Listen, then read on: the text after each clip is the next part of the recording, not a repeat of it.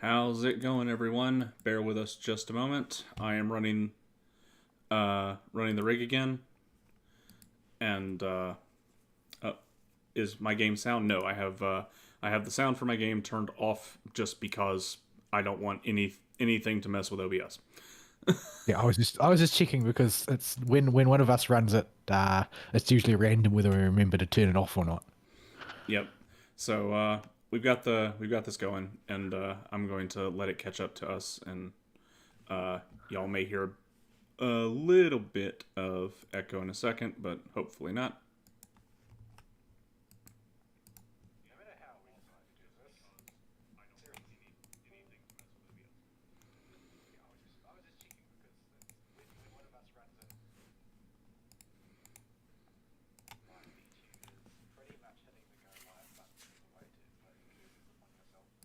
Yes. Yes, so they couldn't hear you for just a second because I didn't want the echo from me checking the audio on stream while I'm also streaming to get through. So if they missed that, whatever you just said. Doesn't matter. Wasn't important. So, as usual, we're just going to go poking I palace. might I might need to delete a save if I can remember how. Research. Reset progress, is it? Yep. Just I'll just delete this one. Oh, so here we should be good to go. so I have been doing a lot of Palace of the Dead. I'm currently practicing Red Mage. So yeah, we'll start at floor one because we're mostly doing a show. We're not try harding it. Um, and Vol probably needs to relearn his abilities playing Bard. I won't even have any abilities above my current level on the bars, so So we're gonna start at floor one and just zip our way through. Um, so so yeah, we don't have a Fern, which sucks. And also, I yeah, only he's got a I think he's got a long distance fair to do. so I'm running the rig. Expect disaster. Audio levels may be a little wonky, and yeah, we're just going to do some Palace, go through our weeks and the news that we got. And I don't think either of us has too much in weeks. You'll be seeing most of what I've been doing, which is just practicing Palace. So yep. The objective here is to has gone from obsessively collect all pomanders everywhere to use as few pomanders as humanly possible, and just try to cap yourself out, but don't go out of your way to get any you don't need to activate the passage cairn. And if you miss a chest, oh well, because you get way more chests using this method than you do chests per minute doing this than you would if you were obsessively collecting them all. And in general, it's just way faster to clear the floors, which makes it more fun. Yeah, I don't spend much time in Palace of the Dead at all. Like I know that there are an awful lot of good and useful things about it, but I just don't like playing it by myself at Yeah, all. I can't really stick with it. I've tried many times. I've tried. I'm like, oh, maybe I'll make a real run of Palace of the Dead this time, and I'll try it, and then I'll get to floor 11, and I'll be like, you know what? I'm just bored at this point yeah, because I would honestly rather just chain run old dungeons compared to running Palace of the Dead by myself. I love doing Palace of the Dead with other people, but I hate doing it by myself. yeah. It's I thoroughly enjoy it as a activity to do when I really don't feel like thinking about anything, because the early floors especially, and when you're doing it solo, if you want the chivos, because if you do get the god run where you get perfect everything, you can you need to have done it from floor one. So the first 50 floors especially, well, the first 100 floors except for the Anzus and the 70 floors are just a snooze fest. But at the same time, they're oddly relaxing if you just want to turn on an anime and have something to do with your hands. And I'm always looking for a game that fills the slot of something to do with my hands at the moment. And the fact that it's in Final Fantasy, a game I'm actively playing, just helps things. Yeah, but for me, that the relic weapons are still that thing for me. The exception being that if you go to Bosnia, it's kind of risky not to pay attention because some of those bosses are serious business. Yeah, especially at the Like point where. I've stood. I've still never finished Hunt for Red Chocktober. Passage is up. Oh, we missed a chest.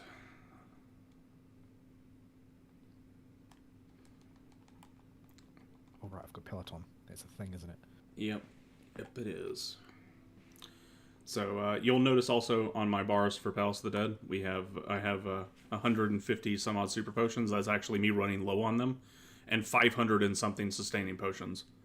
That 500 and something sustaining It's not potions. like you've got anything else to spend your whatchamacallits, your shards on. Well, it turns out more music scrolls unlock as you progress, but they cost progressively more. But so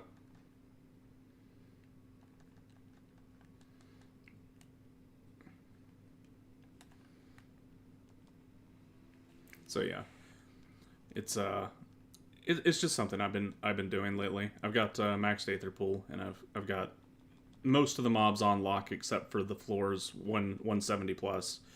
I've gotten to 160 something, I think, is my personal solo record. And then you run into the monkeys, and the monkeys suck. And yeah, those are bad news bears. So yeah, I guess we can start with weeks to get some time rolling. So what did you do this week? Oh, I didn't do all that terribly much this week. It was pretty low key. I haven't really started watching any new anime or anything. There there's not even been anything going on in Gachaland right now. I mean, there were a few announcements about what's happening next in Gachaland, namely that they're bringing to FGO the servant coin system a year early, which has upset a lot of people's future planning, and a lot of people are a little bit confused because there's going to be a lot of servants who are append locked, which is what we call unable to get your append skills for a servant because the lost belt containing the goods, the items that you need to actually do the upgrade hasn't come out yet. So, but yeah, so the servant coin system is the system used to get people to whale harder, basically, where you get servant coins along with servant summons, and you can spend these coins on two main things. Number one is unlocking append skills, of which one of them is very important because it gets you starting NP charge base on that character. And the other thing is for Palingenesis above level 100. But I think that the number of 4-star embers you need in order to get to level 120 from 100 is something like 15,000. So this is not, it's not something that you are supposed to, oh well, power level to max on day one. That's just not practical. Nobody can do that. There's no way to prepare for it, and well, people tried, but there's no real way that you can prepare for it. It's something that you marathon for your Oshi as you go, your favorite waifu. Yeah. It, I've completely abandoned the gameplay of FGO at this point. I can't care that much anymore. It's just too grindy. Yeah, I don't think that that's ever going to change. I think that they've settled into their way of doing things now, and if you can't stand the amount of grind, you know, in your case, I don't really think it's that, oh well, the game is too grindy. I think it's that, oh, you would not be able to countenance not doing everything if you were going to play it seriously, and that is too grindy. Yeah. Because what you actually need to do to progress is not that grindy. Because you can pick a few solid servants and just build those and do all the content with those, and you won't have trouble. But your particular psychology won't permit you to half-ass it. So, yeah. So, but like what your current roster as it stands is going to be more than sufficient to do all of the content because they have taken great pains to ensure that you never. I think their in-house standard is that all of the content they develop must be clearable without using grails and using 3-star and lower servants. I see. So yeah, it's not like them including the append and higher level palingenesis systems actually results in you needing to actually use those. You can abandon them entirely, those features, and never touch them, and it's not going to seriously impede your progress in any way. I mean, it's true that a level 120 um, servant is going to be more powerful than a level 100 one, or a level 91, or 80, or 70, but it doesn't matter as far as progression is concerned. It's just something that you do to mark out which your favorite is, basically. Yeah. Though, if you are going to do the sweaty poop sock farming thing, those append skills to give you base starting NP Yeah. give you a huge amount of flexibility. It makes Basically, it. because you can start with 20%, it turns non MLBK scopes into MLBK scopes. And it turns imaginary element into a pseudo K scope. Yeah. So yeah, I am hard casting a Barrera right now. Get at me.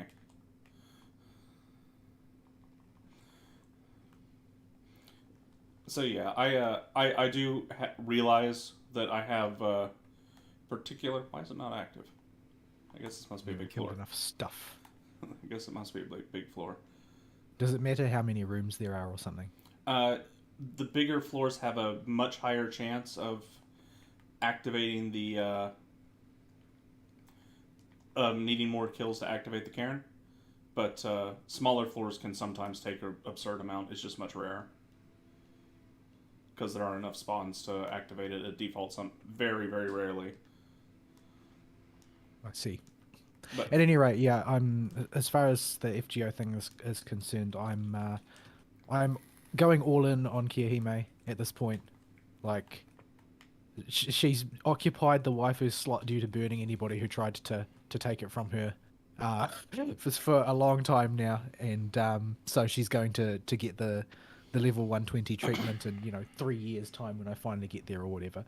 But I need to summon an awful lot of copies of her in order to get enough coins to do that, because she's a low star servant. So the way you acquire coins for them is to just summon a huge mountain of them. This does have some interesting side effects, though, in that when Nobukatsu comes out, we will have the ability to get coins when Japan didn't. So we'll be able to get higher level appended Nobukatsus that JP wasn't able to. yeah, Because it's it's the only limited bronze servant. But yeah, it's going to have some interesting effects. But I guess that ultimately, they just looked at how much money was brought in by having that system in place and decided, yeah, we want a year more of that on our on our banners, because when it comes to those 5 stars, you just need to get lots of copies of them if you're planning to take that servant to a really high level. You've got no choice. There's no other way to get those coins at this stage, which makes a lot of people very, very mad, because it's frankly, it feels very unfair to a lot of people. And I can't say I blame them.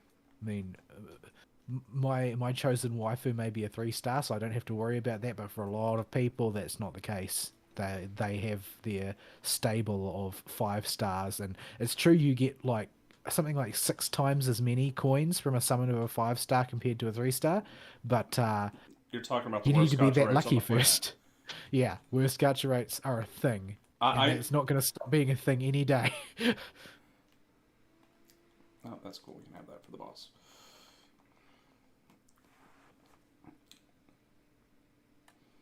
If you find a chest and we're gonna, we already have 3 of it, just go ahead and blow the commander if it's not something that's gonna screw us up on the next floor.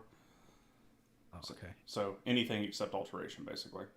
I haven't been watching what's been coming in, so yeah, we're fine. And okay. even if you do make a mistake, nothing is gonna moita us. So this boss is actually interesting. If I'm doing him solo on Red Mage, I haven't found a way to slide cast where I don't have to use a sustaining potion for this particular fight, because I don't have Vercure yet. That's not a thing. You won't have Vercure for a long time, in fact. Yeah, and this boss has a tank buster, and I'm still a squishy red mage. I also have no burst at the moment, except for saving up full juice for riposte spam, which ain't great. So he does eat a sustaining potion from me still. There is apparently a way to do him without it, but it's quite difficult and requires you to have strength and steel going. Because like you saw him chunk me for like over a quarter of my health. And I'll be honest, I wasn't paying attention. so yeah. Otherwise, nothing else of note in that floor. You're gonna trigger traps because of the way the rooms are laid out, and you don't have any way to safely navigate around or pull crap. So it's just gonna happen. This floor is much the same. Not a whole lot interesting here, except for the frogs. They can grab you with their tongue, and if you are not facing them when they pull you, they will stun you. Which I found out on floor 120 something when the frogs come back, but super juiced. I see. Because I had to go look up why I lost a run to floor 120 something to a frog. And also, they immediately follow it up with Labored Leap, an ability that can crit, and can crit for 8k damage when the highest health I can get in here on any DPS class is around 10.5. I feel like I've spent most of this run pacified, to be honest. Yeah, it happens.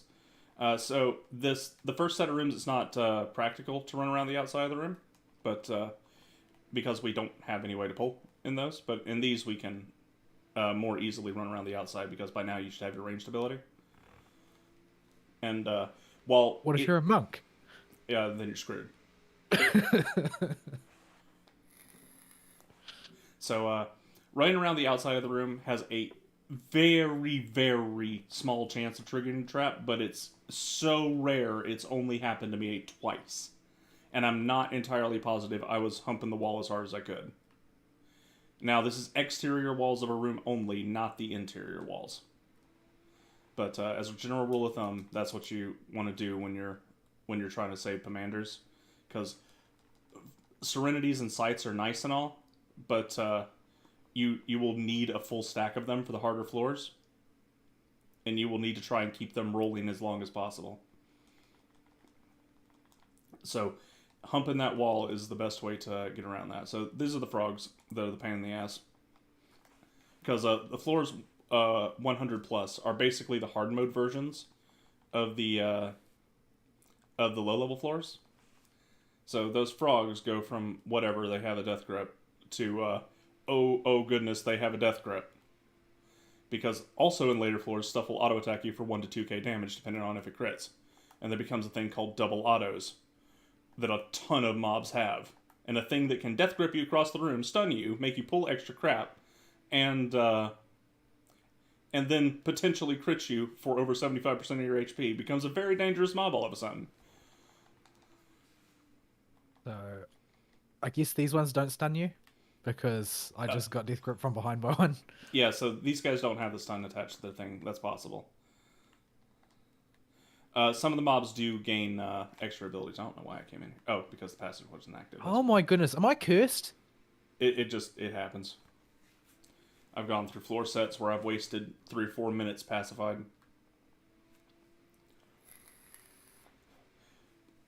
Good grief. Anyway, so yeah, the next event on Ian is going to be the rerun of Vegas, which is I don't recall it being terribly grindy. Like the structure is grindy, but because I went all in on getting Lambdarillis, I had a lot of CEs to get currency, so it wasn't too onerous an event. And it also is a QP bonanza.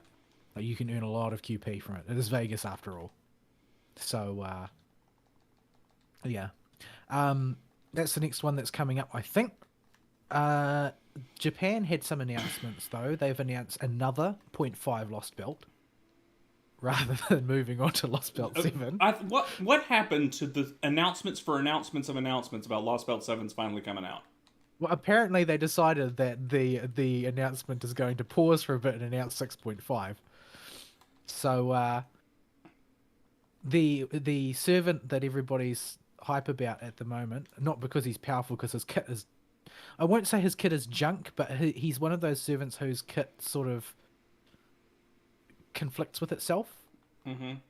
Like it's because it looks like a kit that, oh well, this is a character that you want to find a way to deploy all of his buffs and then have Chen Gong remove him or whatever. But he also has a huge amount of survivability for some reason. But yeah, so at any rate, it's Constantine the 11th, who is the last king of Constantinople. He was king at the time that Mehmet II took the city, and it seems like there are an awful lot of people who don't know about him. He was in the sort of the imagination of the apostolic churches, especially the East Orthodox. He's sort of an Arthurian type figure in a way, not because he did a lot of heroic deeds in life, but because he was a fairly pious king who there are lots of legends about him during the fall of Constantinople, because Constantinople, it looms very big in the apostolic imagination, I suppose. I mean, this is something I suppose that Americans don't think about it, since they don't really have much connection to the apostolic churches for the most part. But Constantinople is a very larger than life city. It is Rome to the East Orthodox and second only to Rome to the Catholics in terms of the sheer Well, gravity of history that it has. it was capital of half the empire when Rome split, wasn't it? It was essentially capital of Rome, the Roman Empire. Like it became the Roman Empire because the what we think of as the Latin West had shattered into nation states, more or less at this point. I mean, it was ruled over as a large kingdom at various times, but it was very fractious. But the eastern half of the Roman Empire remained intact, and so was able to lay a more credible claim to the moniker of being the Roman Empire in a lot of ways. But Constantinople itself is a city that's more important than just because of that. The same way Rome is important because it was where Saint Peter was bishop. But in Constantinople, it was a city that was built on instruction from God, and life there revolved in no small part around piety. And in fact, the city was bound for death, the way things were going anyway, even if the Muslims hadn't taken it, because so much of the population became monks and nuns as their vocation in life, that their actual birth rate was plummeting because they were all becoming celibate religious. But yeah, so it's got a very sort of larger than life place in history as a holy city, and Constantine the 11th was reigning at the time that the city was taken, and so there are a lot of legends, very Arthurian style legends, and the most prominent one are variations on the theme of at the fall of Constantinople, an angel descended from heaven and turned Constantine the 11th into a marble statue, which was then taken to a secret cavern beneath the city that's never been discovered, and that eventually he will be basically thawed out and lead an army to retake Constantinople for the Christians. So, and that's the type of story. Oh my goodness, you kidding? Pacification again? It's okay. I got innovation on top of it because I like living on the edge.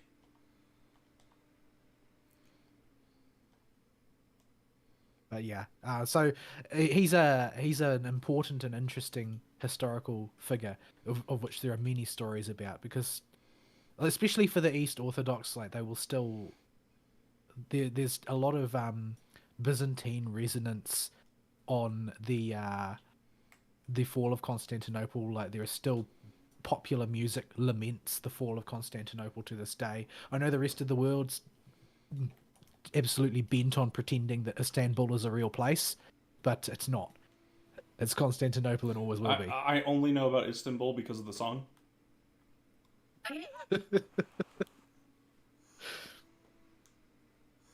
Anyway, so people are about 99% sure that at least one of the other servants debuting will be Roland at long last.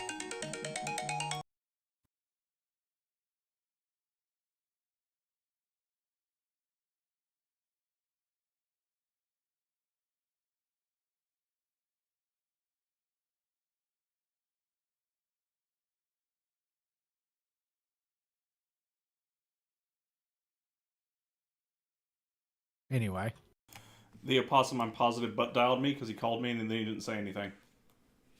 I see. So sorry about that, folks.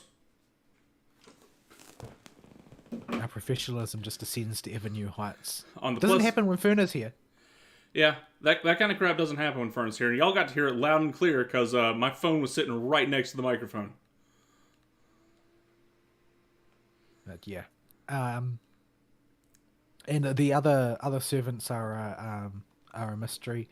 There are lots of popular suggestions, like Crimehild is one of them.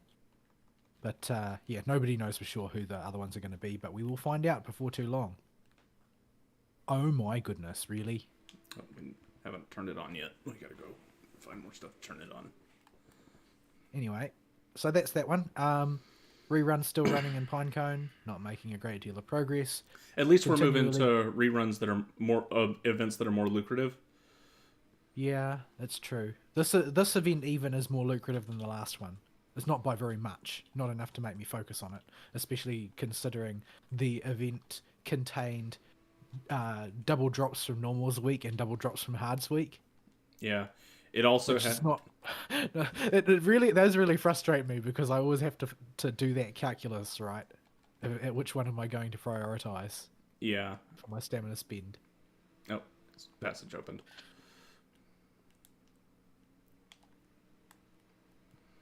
Yeah,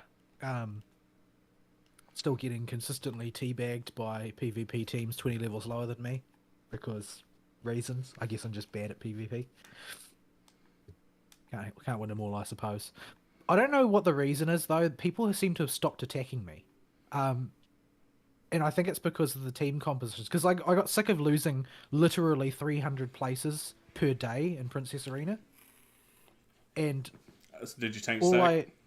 All I did was I put 2 tanks in every one of the 3 teams, and now people have just stopped attacking me. Yeah, people low level don't have the stuff to deal with that. At your level, not everybody is going to have Makoto, Murder Hobo, Summer Coco. You would need like every defense down in the world to deal with somebody tank stacking in Princess Arena at your level. Yeah, because like I don't have any supports. However, I have a good amount of tanks. The only tank I don't have is Kuka. Like, I've got one and one and the magic teams that you would need Kuka for also are fairly rare at your level. Yeah, the I've got like one team has Pikarin and Miyako, and one team has like Jun and Ruka, and one team has like Nozomi and someone else, can't remember. Like I've just it's amazing how much more effective at PvP it is to just disincentivize attacking you rather than actually trying to climb. Yeah. But yeah, I'm still not able to overcome anybody because all things being equal, the opposing team will always get all of their union bursts before I even get one. That's just the way it be. There doesn't seem to be much I can do about it. And that's frustrating, but it is what it is. Anyway, what else did I do? There was something. I'm trying to remember what it was. Because I remember thinking about it. Oh, I can talk about that on the show while I was at work, and I don't remember what it was. Maybe it will come to me later. A mobile game? I don't know what it was. I don't know anything about what it was. Oh yes, that was it. I was going to play FF on Monday, which is my day off this week past, but then it went into maintenance early afternoon and stayed in maintenance all afternoon. For the housing market of all things. Well, that is an issue all of on its own. They dropped the ball badly, as I understand it. I don't know exactly what went wrong, but the whole housing thing bugged out badly for 6.1. Ah. And they are still trying to run cleanup on that. But yeah, so it went into maintenance. I couldn't play, so I just picked a JRPG off the stack and started it. And that means I played a compile heart JRPG because I have so many of those. The odds of that being one that gets picked is ridiculously high. So the one that I played this time was Dragonstar Varnir. So it feels very much like every other compile heart JRPG in execution.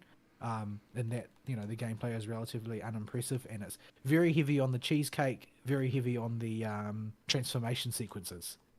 Transformation sequences and cheesecake are basically compile heart games in a nutshell. But it's in terms of atmosphere, it feels very different because pretty much my experience from like IF and compile heart JRPGs in the past is that they usually have a very strong humor thread running through them, no matter the theme. Even a game like Death End Request, which was a horror game, still had quite a bit of humor injected in there. Dragon Star Vania doesn't seem to, so, at least not so far. I haven't played very much of it since it was just one afternoon, but it's just depressing. Like there is not a moment of levity. It's like they're basically forcing you to stew in the fact that the world sucks for this. So the what is this effect? The enemies get damage up, defense up, and they can move faster. Right. At any rate, yeah, the setting is basically they make it really confusing, so I'm trying to get straight in my head exactly what goes on. But basically, there are dragons and witches are basically incubators for dragons. It's not 100% clear, I don't think. I think that this is a state of affairs that was brought about on purpose. I think that's the impression I get. I can't remember exactly. But the Empire and the Church of Bad Guys, because every church has bad guys in JRPGs, are basically they hunt witches, generally speaking, because they see witches as bringing the curse of these destructive dragons on the world. Because when a witch is around long enough, eventually they become a dragon, and it's not very long either. It usually happens when they're a young adult, like maybe 18 years old or something. Oh my goodness, I'm pacified again. Gotta hump that wall. But yeah, so it turns out most of this is propaganda, and that witches themselves hate the dragons because they see the dragons as parasitic on them. Not whereas everybody thinks that being a dragon is sort of almost part of the witch's life cycle. Like, oh well, they grow up and then they become a dragon, and then they kill everybody that they can get their claws on. But it's actually more like a dragon lives inside a witch, and they get to live as long as they can keep it suppressed, which means that they need to constantly drink dragon blood and eat dragon meat. The only way to obtain these, of course, is to hunt dragons. So witches live in this sort of on the edge where they're constantly hunting dragons to get their blood and eat their meat. But if they eat enough meat, the dragon will grow up and take over, and they'll become a dragon. And if they don't eat enough, then they go insane and then just start gorging themselves. So they have to constantly walk this tightrope of eating just enough dragon meat to keep the madness suppressed and to extend their lifespan for as long as they can. And every single witch is born with this curse on them. So it's actually, incredibly depressing. It's because they introduce you very early to like the little sisters, which are basically they're like 3 or 4 lolly characters basically, who are the little girls who are born with the witch curse and are being forced to learn to live by eating dragon meat and drinking dragon blood, and they hate it because their friends die if they can't take it. They can't stand the idea of eating it or whatever, and then they go insane and they turn into dragons and die, and this is their lot in life. And there's just no levity at all. The game just rains down this despair on you constantly. I kept expecting it to segue into jokes like every other Compile Heart game does, but it doesn't. It's just like, oh, and then this little girl dies horribly in a shower of gore because they couldn't stand the dragon meat and stopped eating, and then they went insane. And then Chestburster happened. Basically, yeah. The whole time you're describing these things, I just think of the alien Chestbursters.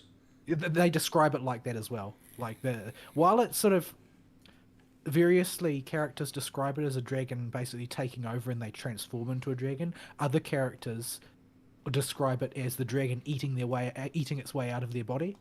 I don't whether they're being metaphorical or literal is not made clear because it doesn't happen in like illustration or anything, so you don't see it happen. Yet. But yet. But yeah. Um, It's far from the dumbest premise I've heard for something, but it also oh, is. I'm not saying that I'm not really critiquing the premise one way or the other. What I'm saying is that I felt rather bushwhacked because humor is such a huge component of compile heart JRPGs, and this one doesn't have any. Hey, I finally got part 2 of my melee combo. So yeah, it is a cheesecake game though. Unlike most compile heart cheesecake games, you actually do play generic male protagonist. Generic male protagonist is a witch hunting zealot who has been raised to hunt witches. He blamed witches for the death of his parents. It's sort of suggested that yes, in fact, a dragon did kill his parents, but because of the church's propaganda about dragons being part of witches, basically, he blames witches for it, and so he became a witch hunter. But he gets attacked and brought low by a dragon, and a passing witch or a pair of passing witches who are trying to find a companion of theirs who has been captured, see an opportunity to basically milk a knight for information on where she is, and so they try and keep him alive. But when they fail to heal him, they decide, well, I mean, dragon blood heals witches, so we've got nothing to lose. Let's just try and force some dragon blood down him and see what happens. They aren't really expecting anything, but instead of it doing nothing and then walking off, he gains magical powers and turns into a witch, which is there's never been a male witch before. It should be impossible for there to be a male witch because, well, there's no recorded history of there being one, and every witch that's ever been born from the thing that gives birth to witches, which it's not really clear on what it is. It's like a tree or a stone or something, I think, that just sort of spawns them. There's never been a male one, and everybody's sort of a bit confused about what to do about this. And now male protag can't go back to the witch hunters because he is a witch, so he basically ends up being a freeloader. More or less. But and he's basically his character development centers around him trying to get used to the idea that, oh, well, maybe they're actually people. Maybe they're not just embryonic dragons. But so it's like most compile heart stories. There's not a huge amount of detail to it. There's not anything groundbreaking about the story. I don't really expect much from compile heart games on the story front. It's just a matter of oh well, I mean, it's a JRPG. It should do things in a relatively JRPG-ish way, and I'm not going to get surprised by anything, but it will have cute waifus in it, and it will have a passable story probably that will keep me entertained for a little while. I have a lot of them because they're not good. If they were good, then I would play one for hundreds of hours, but they're not. So I play them for 2 or 3 dozen hours each and then drop them. But yeah, it's interesting enough, but the mechanics are kind of jank. And I think that the thing that's probably the most jank long term is that the character progression is based around eating dragons, essentially. Like all of the witches have a devour skill, which if it strikes a killing blow on a dragon, it will ingest their core and give you access to a bunch of skills that you can learn from that dragon. And there's also a percentage chance which you can massage using various skills that it will just insta-jib an opponent. So it's also a useful way to overcome mobs that are too powerful for you. It's by raising that chance as much as possible and then just going for broke, which can also get you access to powerful skills. But the problem is each individual witch in your party has to do this separately. So if you have 4 in your party, let's say, like you do early on, I think there are 5 or 6 characters in total. But if you have them in your party, then each one of them has to find an instance of that mob and ingest it. bosses credit you with the core for all of them, which would have been a better idea for all of the dragon mobs, because what actually happens is that gamer brain kicks in, and you need to get access to all of the skills on all of the characters. You can't just build one character to do one type of thing and focus on getting particular types of dragons on that witch, because there are also passive stat bonuses in the skill sets. So you pretty much need to get every dragon on every witch. But what the upshot of this is that you feel compelled to do this, and by the time you've done this, you're horribly, horribly overleveled. Yeah. And there's no way around it. I started on hard, and hard rapidly became trivial. This Because is you've got to stop and farm up those skills. You can't not farm up those skills. You won't have access to them. I really wish more developers would be more cognizant of gamer brain. But it's also, at the same time, that's a really hard thing to realize until you're well into development. That you got something that's going to kick gamer brain going. I would think, anyway. Yeah.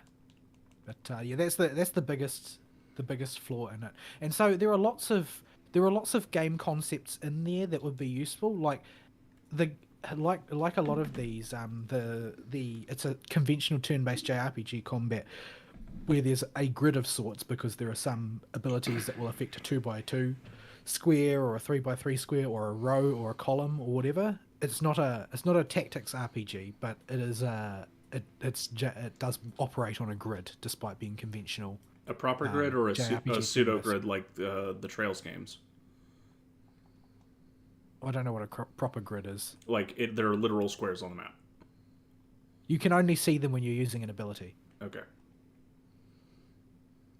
Like, if you use an ability that affects a 2x2 square, then it will be very obviously a 2x2 square, but you can't see them most of the time. Okay.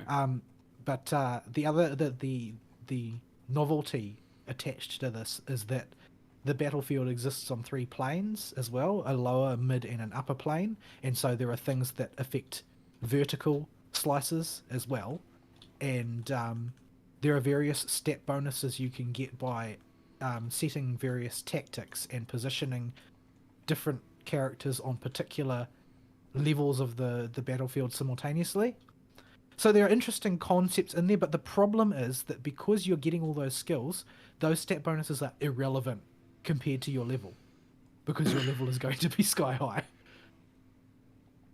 Now, I'm not really the sort of person who goes out of their way to make games challenging for themselves most of the time, but there is such a thing as too trivial, where you feel like the battles become a nuisance rather than a challenge, because you're effectively a exterminator and not a warrior. You're just killing the roaches. Yeah. Do you ever have the yeah, but what does hard difficulty actually mean problem? No, because in compile heart games they tell you what it means. Like, when you go to select hard, it will say, well, the monsters will have slightly more hit points, they'll do slightly more damage, the EXP will be 20% higher, and etc, etc. Like, compile heart games always tell you what is affected by hard. They don't and the very hard skill increases the level of all of the in addition to the previous settings. It dramatically increases EXP earned, but increases the level of monsters by 100, I think. I see. Meaning that playthrough 1, you basically can't do it. But yeah, and even on playthrough 2, everything has so much health apparently that you have to build your party around trying to stack buffs to instant kill with Devour, because if fight goes on too long, you'll get beaten down by raw stats. So it's sort of a reverse of the normal situation. I see. Anyway, yeah, there's not really much to say about it, because it's a simple compile heart game and it's got a lot of the typical compile heart problems. But yeah, it's an interesting enough diversion. I certainly wouldn't recommend it to anybody as a standout of any sort, because it's just not. But yeah, I will probably play more of it when I've got time, but I've said that about a lot of things.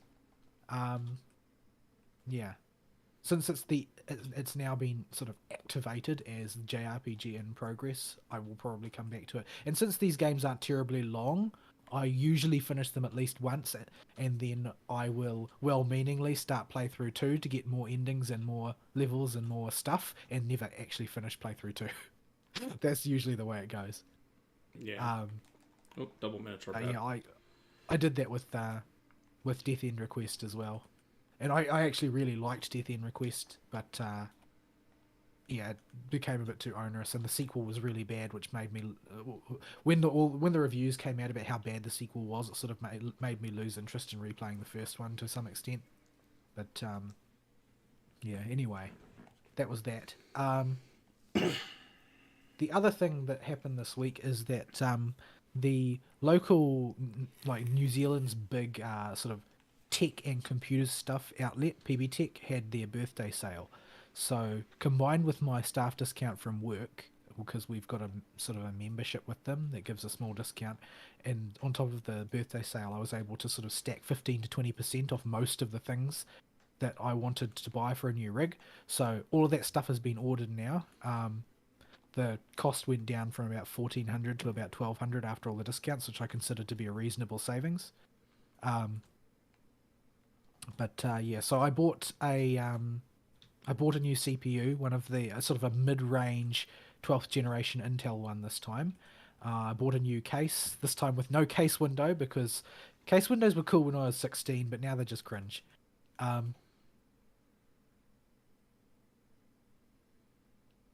Yeah, they put you to sleep. It breaks on damage, but they put you to sleep. Yeah. Yeah, so I've already got the RAM from my previous attempt to rehabilitate my extant computer. I don't want to try it in this PC because last time I did, I don't know whether or not it was the PC that fried the RAM, or whether the RAM was already busted, because it wasn't a replication of my previous problematic RAM, so I assumed that it was just, oh, well, it was bad to begin with, and I returned it for a replacement. But then I was too scared to actually put it back into the PC. So I bought a new PC to go around the RAM. But yeah, I bought this time two 1 terabyte M2 drives. So I bought one that is a expensive and fast one that will be the main boot drive and programs drive, and I bought another drive for storage of stuff. And I'll probably carry over one platter drive from my whatchamacallit, my current rig, which will have all the things I currently use on it, and then I'll demote the rest of the stuff on this rig I'm using now to essentially storage. Yeah, so looking forward to that arriving, and I'll hopefully be able to get that up and running without too much hassle, I hope, because I just don't have that much stuff anymore. Like, a computer install used to be a very complicated thing for me because I needed to install a lot of things to get it to where I wanted, but I just don't really do things like that anymore. The bare minimum plus a couple games and a couple utilities is usually enough to satisfy me. Mm-hmm. There were a few flies in the ointment, of course, like the issue of whatchamacallit. No, what was I going to say about? No, I lost my train of thought. There was something. Don't remember what it was. Anyway. For the record, people, what I just did in that last room is called living on the edge. You never want to pull two wyverns together. They hit like trucks. Yeah, I wasn't really paying attention. I've just been like clicking something with a red name and then spamming a heavy shot at it. Because my mind is elsewhere. But I'm still having trouble keeping my train of thought. But yeah, at any rate, I'm having all that stuff shipped. Should arrive this coming week, and then I'll try and put all that stuff together. And like I said before, I'm carrying over my graphics card because even with all of the discounts, it's just not practical, eh? Like, the amount of money that I'd have to spend in order to get a really meaningful upgrade would be a lot. It would be as much as I spent on all the other components put together. which honestly find a bit difficult to believe. Like, it seems a bit ridiculous, honestly. I don't know. The thing I always find difficult though when building a PC is deciding on what I need out of a motherboard. Because Yeah, honestly, a lot of that stuff doesn't really mean a lot to me. I can't make a great deal of sense out of it. I But I I used to I usually end up overfeature. going, Yeah. go on. Oh, I usually overfeature my motherboards. Not so much anymore, but I used to. Just because I would always think, well, maybe I would, and then I never need the slots and all the crap I put on it. Yeah, I've sort of gravitated towards buying a cheapest one that will fit what I have on it. And so, all I wanted was a certain number of M2 drives slots and enough slots to accommodate my graphics card and my network card, and then maybe later a capture card if I want one. But that's about it. I don't really need more than that. But yeah, it is what it is. What is this? What is this? Rain of Death. Well, we don't really do AoE pulls, so I don't need that, do I? No.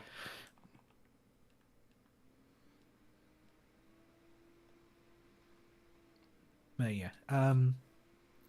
I think that might be about it. I Okay. don't think I've got much else to talk about. But yeah, this is what I mean by you can zip through Palace pretty quick. We're almost on floor 30, and it hadn't even been 50 minutes yet. So, yeah, and it doesn't, it do not ever slow down until you get to floor 90. Hey, Oops. Why did I do that? I don't know what you did. I So, used a sight. oh, that's okay. I think I was sort of mentally prompted by sight appearing on the screen. Oh yeah, And I sort of automatically gravitated towards it. yeah, I used it when it was at the chest. I'm gonna go to sleep. Oh, No! Who well, would do this? we're gonna be here for 10 minutes or 10 seconds. This is it an ability that does that? Does it do everybody looking at it? Like, what is it? If you can not interrupt it, but you can stun it. So we don't have an answer for it. We just got to deal with it. Well, the answer There's no for it stun is shot, is there? yeah. We got to somehow let you get aggro, and then maybe you can use that Bard Cleansy thing. That's Well, about I mean, I used that on you before. yeah. That's Uh, that would be the only way to deal with it. I can't cast it on myself if I'm busy sleeping. Yeah, so you would have to have aggro, but it's not that big of a deal. We're we're almost done with this set of floors anyway, and then the secrets go away until I think they go away. I don't even think they come back on the hard mode. I think they're replaced by something nastier. It does make us look retarded, though. It does, but there's really nothing we can do about it. So it is what it is. Unless there's some consumable item you want me to go run out and buy between runs of this place for next Is there a time. cleanse item you can buy outside? I don't know. I So presume you can like bring eye drops and crap in, but I don't see how that's actually going to be useful. yeah. Oh, something respawn. Really? Oh, it's just a centaur. The centaurs look scary, and their damage is really bad when they buff themselves. But otherwise, the centaurs just they have to stop to cast the buff, and this gimps their whole kit because it has a stop and do a cast thing. So you can kite them, you can stun them, you can interrupt it, you can just wail on them and burst them down before they get it off. Oh, here we go. I don't know what half of these abilities do. Nah, just shoot arrows at stuff. Play music. You are a bard and not an archer, right? Okay. Well, yes. I have beat this place as a level 50 pugilist. Or I have got to floor 50 as a pugilist, rather, I should say. What level are we? Oh yeah, we're fine for the boss.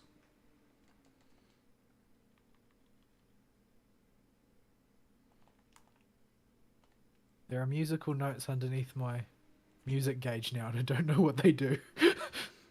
Oh, what song do you have pressed? Oh, that just what's your haste is that? That song ramps haste. And I see. It has a chance to ramp its haste every time the server takes. I don't. I don't play bard. It's the most boring song. Oh, come on, man. It's okay. I'm just going to dodge his talons while I sleep. There we go. Well, can I be sneaky? Yep, I can be sneaky, but I'm still gonna blow up the chest. You blew up the dude too. He's okay. These guys are another one that looks scary. They have an equivalent mob later at the higher level floors. But it's much scarier because it can do a double auto attack. But these ones can't, or if they do, it doesn't hurt. Poor guys. They do their best. So yeah, that floor, the wyver mobs, where you saw the little stumpy rhinoceros looking things, they're the only mobs that are dangerous because for some reason they're level 41 when you first get to the floor and you're only in your early or your mid 30s. So they can hurt pretty bad. I know that this one had a mechanic, but I don't remember what it was. After he creates 4 yuck puddles, run to the middle and be inside of his hitbox.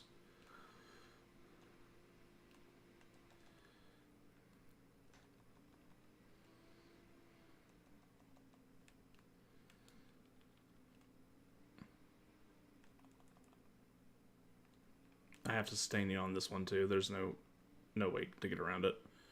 He just hits too hard. Okay, be inside of his hitbox. And that's it. That's all he does. After the cast finishes. Super simple boost. He's a nice, easy boss for even the higher floor bosses because he just he doesn't do anything. Why he spit at me, man? Because he's mean.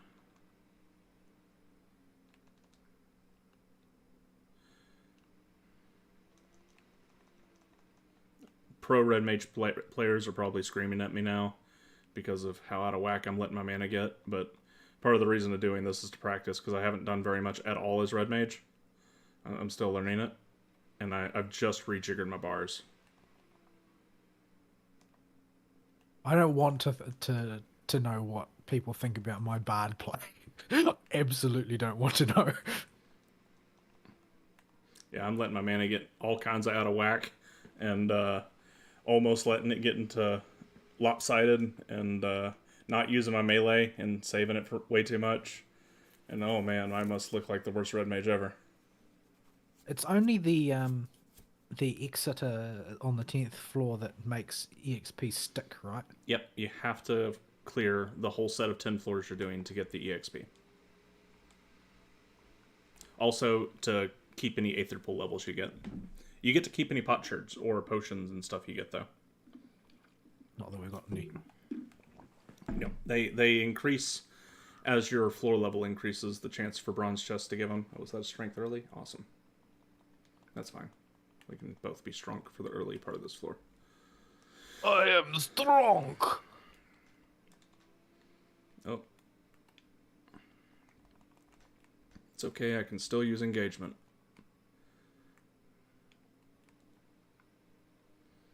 Oh, you got rid of the pacification at least, so I can do my melee combo with no mana. You don't need mana. You'll be fine. Ah, that's not... Sugar. Okay, I'm just gonna push this button to solve the problem. There, problem solved.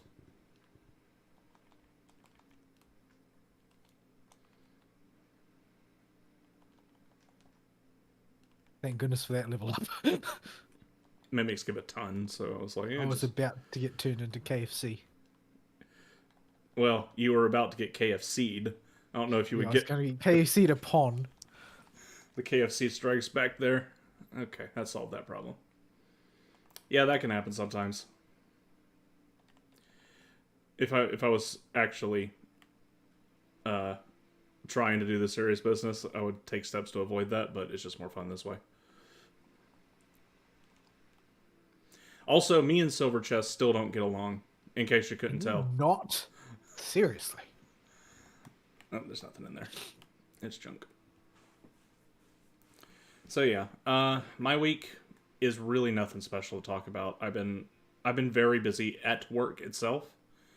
I'll come home. I'll do a couple of roulettes, usually leveling in PvP,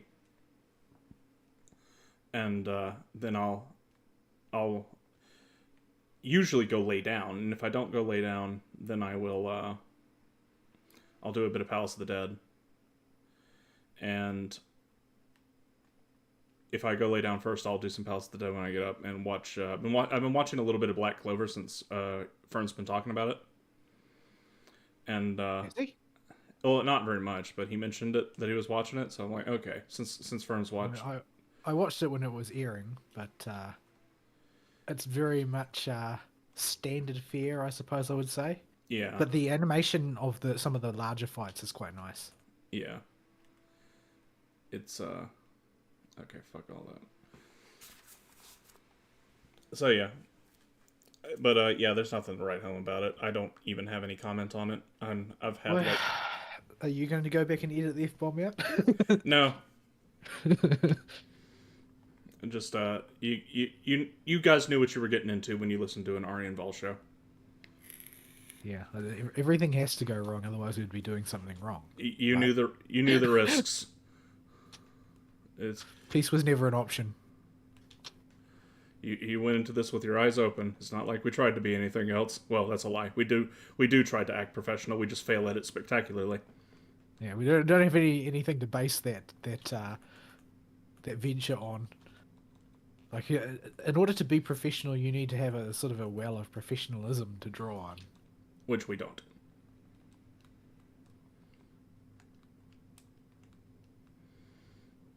So yeah, it's work has just been simultaneously really active and really slow, where I get a pile of stuff I need to do, and then I have to play the hurry up and wait game because I need an answer from the factory on something. And it's usually, when is this thing shipping? The customer's blowing up my phone. Because the way our quotes work, right? We'll quote somebody something, and we'll quote it to them in like March.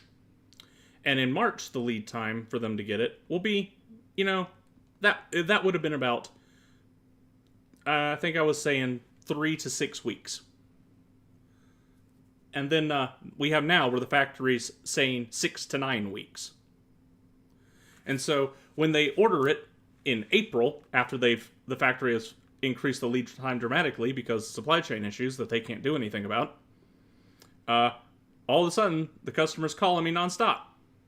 And all I can tell them is, well, in the interim, the lead time changed. And we send out so many quotes and have so few employees, it's not practical to contact every single customer. Because they probably just wouldn't pay attention to it anyway. But they all think they're special and deserve to be the one that is contacted. Yeah. Oh, damn it. That time you just got shafted, because I ran right to the right of you and didn't get it. Give me the other half of my burst combo, dang it.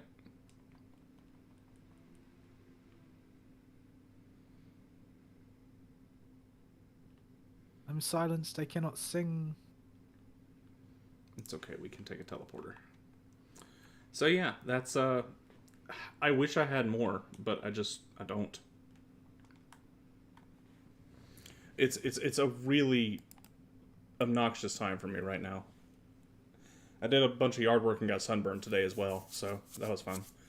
Had to pressure wash the ceiling of the patio that is absolutely ginormous, and all the columns. And but people love pressure washing. That's why there's a video game about it. Yeah, there is a video game about it. People are weird. I got the lawn mowing game as a joke.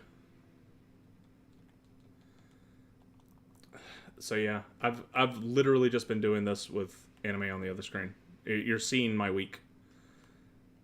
You're seeing it a little more recklessly than I did it in here, even when I'm not paying attention. But it's still there ain't much to it. Work is not fun, man. I get up every day just dreading opening my email box because I know there's going to be something in there, and it's going to drive me insane. And it's usually going to be somebody being stupid.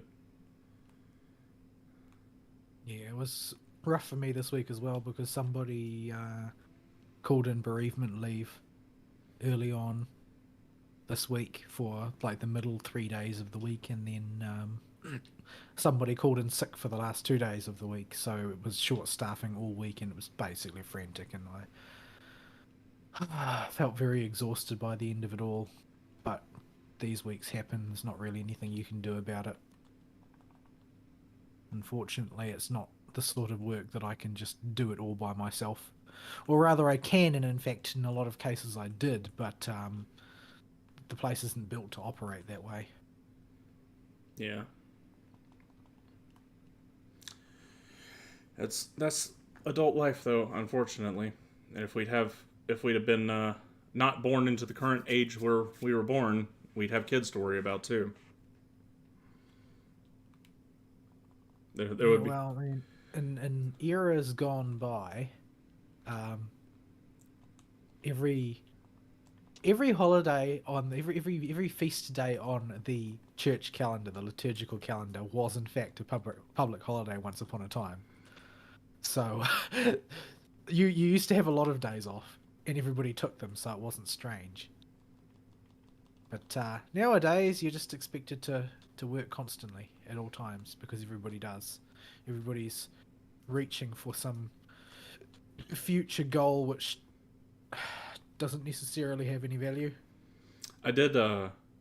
Speaking of that, I did get into not a fight with the opossum, but incredibly stupid discussion with the opossum about his opinion on drug usage, and he's like, "You should just make it all free." Now, opossum's a ex-pothead, X my foot.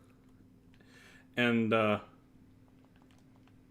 he's like, "You should just make it all available over the counter and let nature sort it out." I'm like, "You don't want to do that," and I'll explain it to you in one example why you don't want to do that. If you do that, it becomes mandatory for every single person on the planet who's an active participant in the workforce to purchase Adderall until their heart explodes.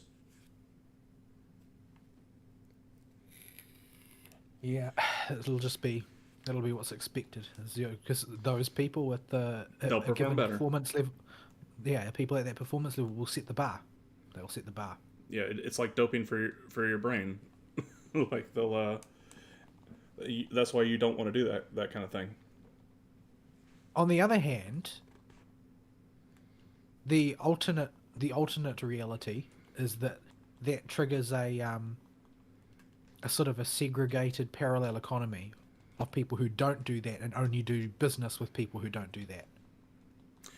Yeah, but I just until we see an economy set up outside of the way the world operates right now with the current wokosphere, I'm dubious to say whether or not people will have the fortitude to set up a parallel economy that shuns that kind of thing. Yeah, I mean, Torba's always trying to do that. He's trying. He ain't succeeding, but he's trying. Come on.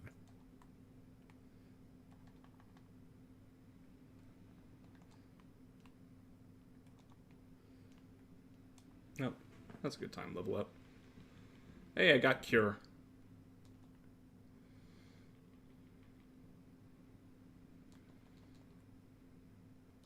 I got another button. We didn't have enough mobs to go to the next floor. Oh, there's a monk. I can pull it.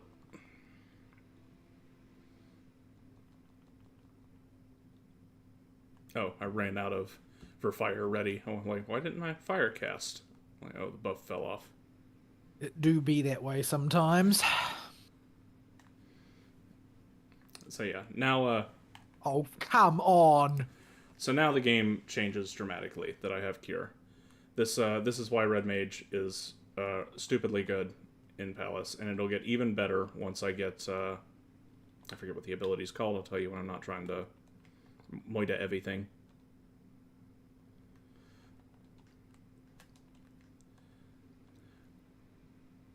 If we get to a point where these things actually die. Come on. Fall over. be a good octopus. It'll get even better when I get Contre 60. Contre 60. Because then you just use both of those OGCDs together after a normal combo, and stuff can sometimes just insta-die. Thankfully, we're not worrying about commanders right now, so we don't care about that. Serenity's become incredibly valuable later. Because there are some combinations, debuffs on floors you just can't allow, and on the higher floors, no items becomes a death sentence. Oh my goodness. Unfortunately, I can't cleanse both of us, but I do more damage with physical than you do, probably. Yeah, I'm doing 48. Oh, it chose the silence to cleanse. Serves me right. Because it cleanses a random one, it seems. Or maybe the first one, and the first one's not always the same. I don't know. I don't know. I've never been able to pinpoint it. There it goes. It died. I'm gonna freaking die, aren't I? Yep. Probably.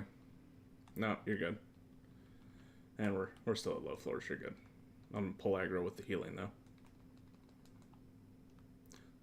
So yeah, Red Mage Cure is good, and it's what makes Red Mage one of the top 2 for soloing. It's a different type of solo than Mechanist. Mechanist just relies on its raw damage to get through here. Red Mage relies on its utility and being able to heal, and the fact that it's Machinist relies on its ping. Yeah, Machinists. I tried, and it got to a point where I had to start double weaving ricochets, and I said, I'm going to try Red Mage. Yeah, like it's generally regarded as, if you don't live close enough to the server farm, you cannot do Savage as Machinist. That's just the reality. We found a horde by accident. Huh. That doesn't happen very often. So yeah, it's you have to be able to double weave, and you have to be able to cram enough ricochet, and what's the other thing even called? The single target version of ricochet and ricochet. You have to be able to cram 2 of those into a window of 6. Dang it, we keep pulling crap while I'm trying to think. You have to be able to cram 2 of those in a window of 1.5 second GCD casts. Yeah, it is not your conventional double weave. Yeah, it is alternating weave with a 1.5 second GCD cast in between each one.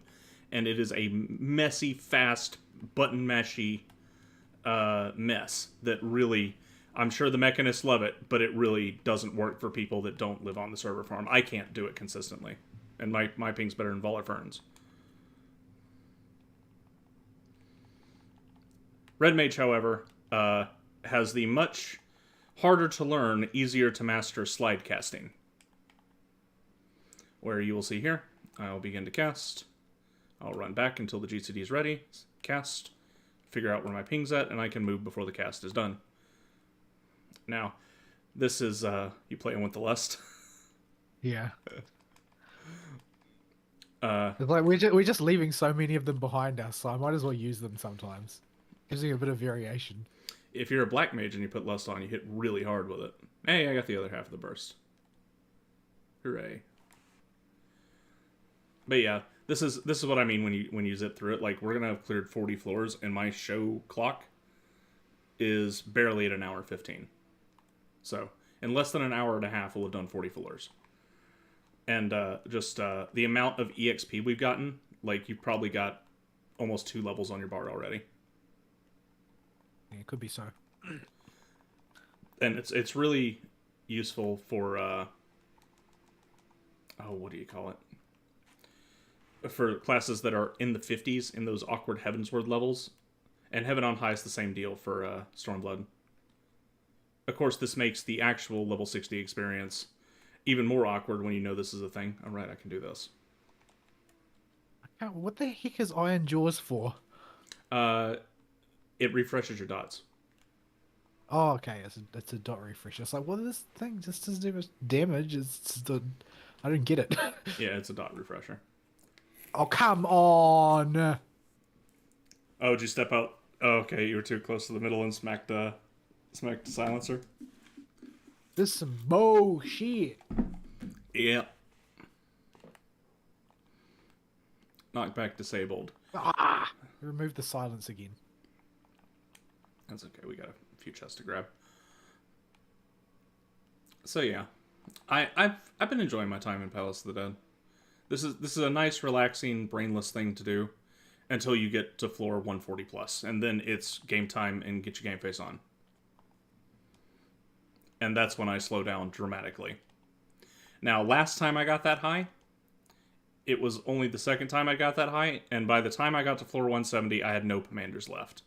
Which means I am out of practice with it. Well, not out of practice, I just don't have the experience yet. I'm not in practice period because there hasn't been any practice yet. Oh, what's up, Mr. Gabu?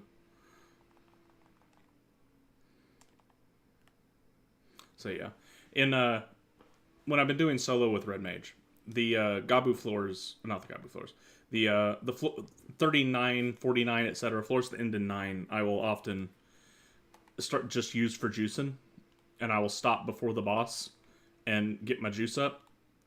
I don't know what, I guess it's like building your mana gauge or whatever, but that's not as fun. I'm calling it juicing.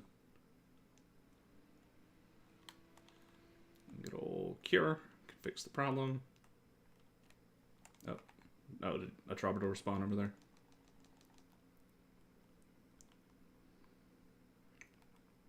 Okay. And yeah. I still need ether pool, you know. Oh, yeah. You can just go. I'm not you. You can skip them all, but my ether pool's really low. What's your current levels? In the 40s? Yeah, it's in the 40s because I've been constantly getting them. Because before, when I came in here, they were in the 30s. Oh, come on, man! Well, you don't want me to go get them anyway, because that'll happen every time. I don't know what it is with me and exploding silver chests. I'm being bullied. Game is bullying me. Okay. It's not my fault. Yeah, just tell me whenever if we start again, tell me when you're unsynced, and I'll start going on my way to get the chests again, silvers again. Okay, this boss is nothing to write home about. Later, his hard mode version on floor 140 is the freest boss in the floor 100 pluses, because there's another transformation commander that we get called the Commander of Resolution or something like that. And what it does is it transforms you into an angel with a ground target AoE that you can throw down that does septuple damage to undead. So it's doing like 30k a hit to this guy. I see. Do we need to kill Boots? I don't Yeah, know. kill the Boots before we got plenty of time to kill the Boots.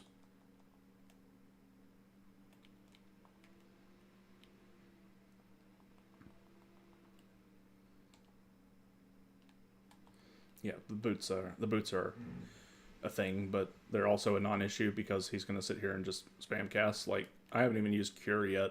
I guess I could to be safe. But yeah. Also, remember your food buff in Palace if you come in solo. As a group, it's not that big of a deal, and we're actually really low level for relatively low level for this boss, but it's not going to void us. Although it might void to me if I keep playing it this dangerous.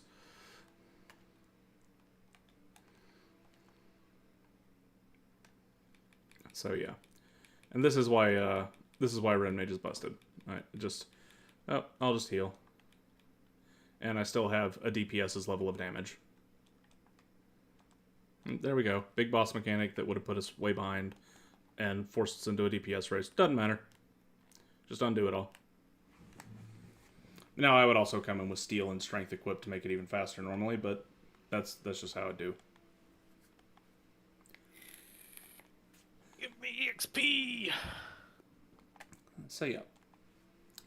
I guess I don't want to go to a break because it will force me to operate the rig, and the less I have to do that, the better. Make everybody a lot happier if you just leave it be. Yep. So, we have a few news articles to talk about. Not many. This is a filler show, obviously, because we're in Palace of the Dead. But We still have a little bit we can talk about. We'll talk about something I'm sure Fern doesn't want to be here for. Oh boy, I don't know what you're talking about, but that doesn't bode well. Sony has made a announcement on their stance on Roe v. Wade, and that none of their subsidiary companies can say anything about it. Well, rightly so, because we know what they would say. Yeah, and this is the first evidence I've seen of a company telling its subsidiary companies to shut up in recent memory before they even get the chance to say anything. Well, there's no winning here. Like, if anything, this means that Sony is being surprisingly realistic, which I didn't expect. Because the reality is that normal people don't care about Roe v. Wade. Yeah. Period. They just don't. They don't care. They don't want to hear about it. They're done with all of this. Yeah, they don't. Most people I know, even in America, don't even really know about it and know what it does. I don't think I've seen any Americans who know what it does. Yeah, Like, other than people who commentate on politics professionally or semi-professionally, virtually nobody seems to know what it is. or you're autistic. They know like what us. they know what they're told that it is, but they not only do they not know what it is, they can't even properly articulate what they've been told that it is. But they just have a sort of a feeling about it. Yeah, They have a feeling like things would go bad for them if they don't support it. Is usually the feeling. Like the whole thing feels like a big act of coercion. yeah. It's like they've been so thoroughly indoctrinated that it's a good thing to support it. They don't think they need to look into anything else about it. It's one of those topics. I don't think it's that they don't think. I think that it's that they feel that it would be dangerous if they did. Because if they should find out more about it, then they might form a conviction about it, and then their conscience would bother them if they didn't act. Yeah, and it's for those that don't know, Roe v. Wade was a case that went to the Supreme Court based on a lie that the person who brought the lawsuit admitted to near the end of her life, and took away. Oh no, she didn't. She didn't admit it near the end of her life. She admitted it almost as soon as the case was over.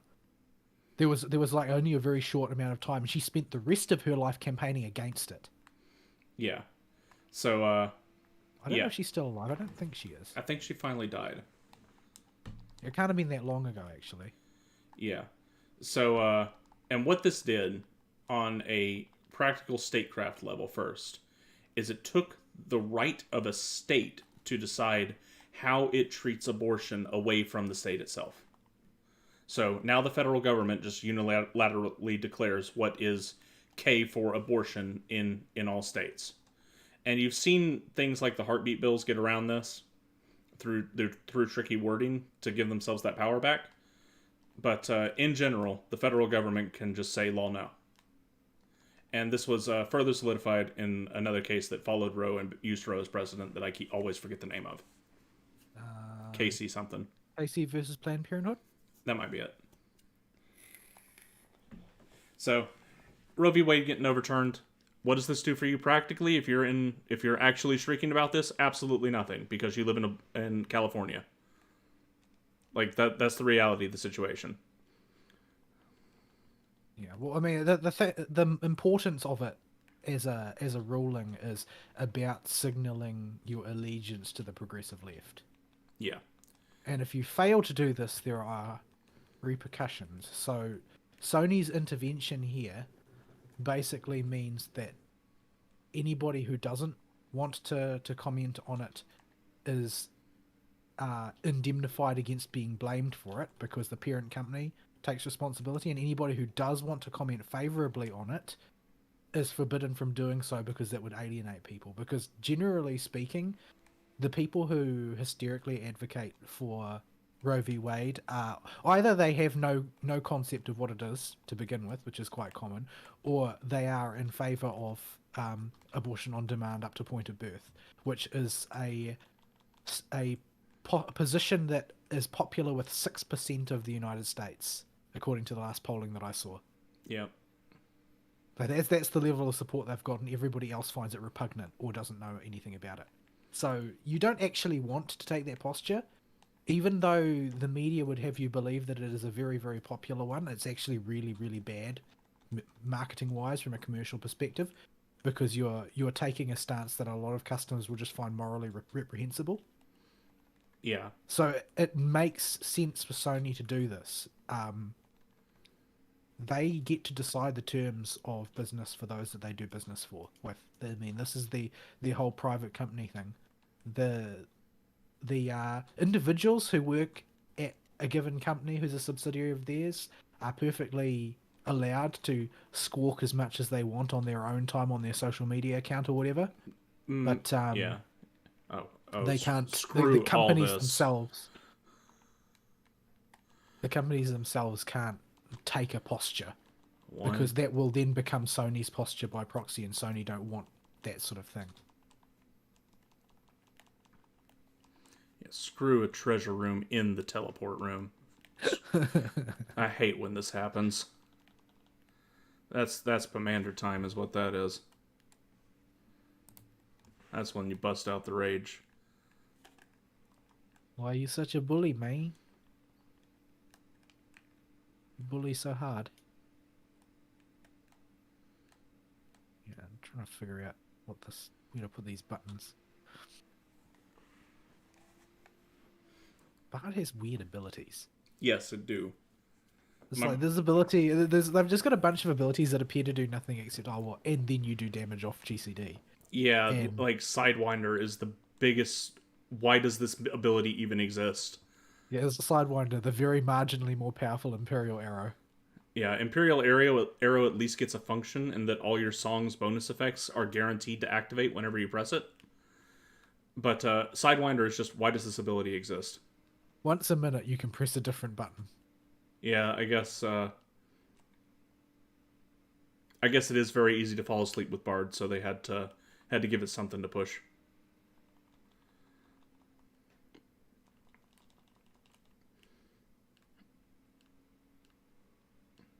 But yeah, it's a position I wish more companies would take in general to any ruling that has a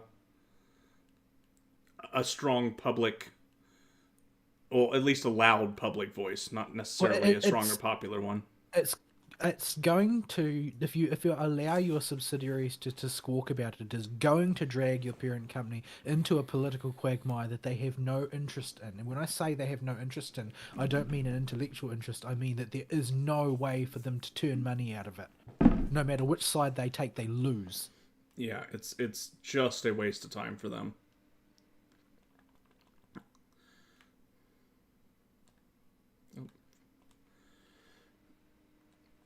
So yeah, I'm good on you, Sony. You don't usually do good stuff anymore, but this was the right decision for once.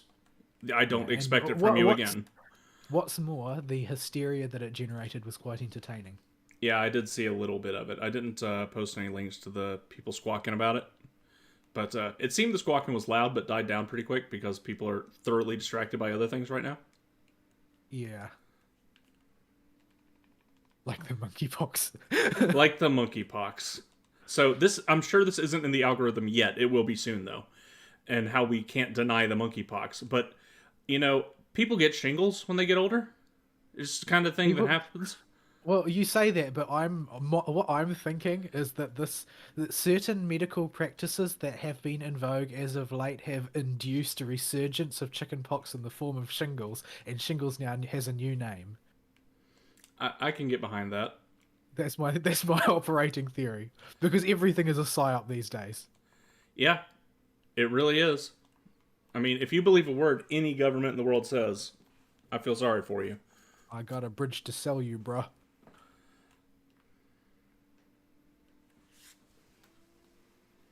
So yeah, that was the first one. So probably a good thing Fern wasn't there for that one. He would have been very uncomfortable. Yeah. Well, I don't know how uncomfortable he is, or whether he's just exasperated with us. But I mean, his country's going through their own silly season right now, what with their election and all. He appears to be vehemently in denial about how bad his country is going. Well, the thing is that Australia is like, you think of it as being a small country because it's small in population compared to the US. It's like 1/10 the size, but in terms of density, like I have a view on America that's very unflattering to Americans generally, in that I think that Americans per square mile are one of the most cucked cultures on the planet, compared to, say, the British, who everybody considers to be more cucked, right? But the thing is that the British are more rebellious per square mile of geography. And my theory is that the rebellious spirit that exists in America can only exist because pockets of America can exist very, very far away from the pockets, those enclaves of power. Like you you wouldn't get the sort of like the reason that the South can exist and have the South's culture is because the South is so far away from New York and LA. Yeah, Like if they were neighbors, it never would have lasted because the immigration would be so fast. yeah. We still have gotten too much immigration going in the South. And so as a result, you've got a country where half of the people are, rebellious and independent, and the other half of the people will literally lick Fauci's shoes just because they love him so much. You know, Like that is your current state of affairs. In the UK, where they have already lost their free speech rights, they've already lost their self-defense rights, all of that stuff is gone. They still all hate their ruling class. But they're also a country the size of New Zealand, with 20 times as many people. Please turn around. Please turn around. oh. Did you pop a luring trap? Yeah, and it was some time ago as well. They've been chasing us. Oh, I didn't even notice. Oh right, I have AoE moves. I don't ever get to use these.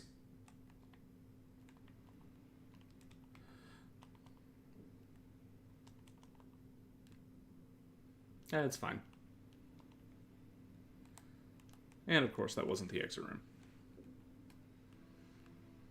But, where were we? Oh yeah. So my theory is that the culture in that well, basically this is something that you often find in NRX philosophy, but the theory is that the freer the speech, the more rapidly you descend into less free speech on like a practical level. Because while there is no right to free speech in the United Kingdom, the attitude of the people is still one of contempt for authority. Whereas in the United States, where you do have the right to free speech, you've got a bifurcation of contempt for authority and people who absolutely worship authority, and they can't get that boot far enough up their own backside. Step on But me harder, daddy. and that's my theory is it's about geography, because you can get away from the people you hate in the UK. Now, getting back to Australia, Australia is also like this because the population density is very, very low. The halls of power in Australia, lacking a electoral college, is controlled by the coast. Between New South Wales, Melbourne, and Brisbane, which is like saying between Seattle, New York, and Los Angeles, you have all of the votes that matter, and there's no electoral college. So people like Fern, who live in the middle of freaking nowhere, um, they are basically not spoken for in terms of politics, but they also will never meet somebody who has odious views to them, generally speaking, because they live far away from those people. Like, the reason Fern is not here today is because he has to go to town, which is like 4 hours each way. Poor Fern. So yeah, that's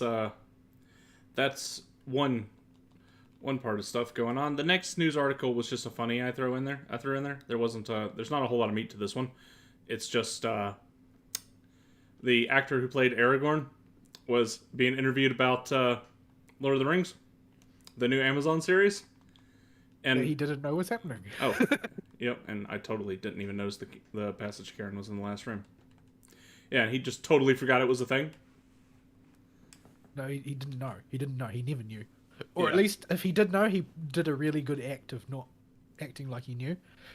But what it actually kind of If he did know, it sort of puts me in mind of that Project Veritas thing with the Twitter guy. Did you see it? Which one? He's pretending he doesn't know what Project Veritas is because the Twitter guy is talking to him about how they've been warned not to talk to Project Veritas, and Oh. how he would never talk to never talk to you if I hadn't met you organically. I know you're not from Project Veritas. It's like, and the guy's like, Project Veritas, what's that? Yeah. I thought that was hilarious, but yeah, Viggo Mortensen put on a very convincing show if he did know, but it's quite likely that he doesn't know because nobody cares. The only people, the only people talking about this show are the people who are.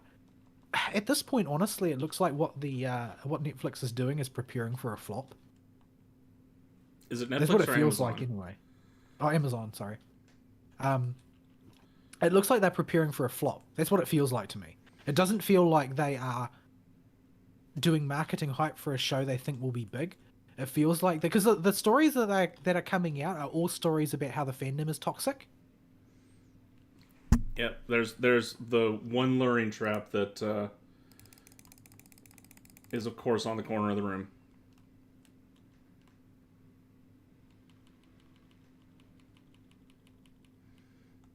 Hang on, we are a bit embroiled in removal of a problem. Once we finish killing the chickens, we will be right back with you. Okay, chicken's dead. So yes, they still can spawn on the edge of the room. It's just not very likely.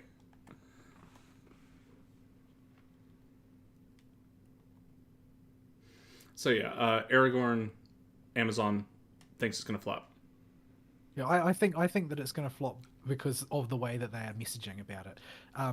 They will have seen the feedback by now, obviously. They are counting on a certain amount of excitement because they seem to have a misunderstanding about Lord of the Rings as a whole.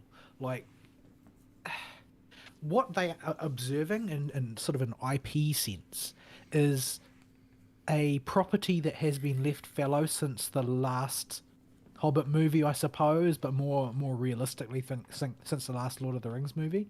Yeah. And they see an IP that has been left unattended, unable to use abilities. Do we really want to? Yeah, it's fine. Well, this one isn't that bad. All right, you say that, but If that means that I can just press heavy shot. yeah, just you go, girl. Use that heavy shot. I guess I can put up my dots, but they won't have time to tick. That'll be fine. But yeah, I feel like they don't understand Lord of the Rings because they think that the IP's been left fallow, but the IP for Lord of the Rings is a lot older than the Marvel Cinematic Universe, which appears to be like the central locus of everybody's thinking about IP these days. I don't know if you get that feeling, but that's how it looks like to me. It does seem to be how people process cinematic franchises. But yeah, it's really obnoxious that people are using it as its gold standard. But I can't. But you see, the thing is, Lord of the Rings is not like that. Lord of the Rings is alive in a sort of like a current way to most people who are fans of it. Like, Lord of the Rings is not fallow so long as people love it to most people because it's endured for so long and people love it so much. It's got such a big presence in the mind of anybody who's a fan of fantasy.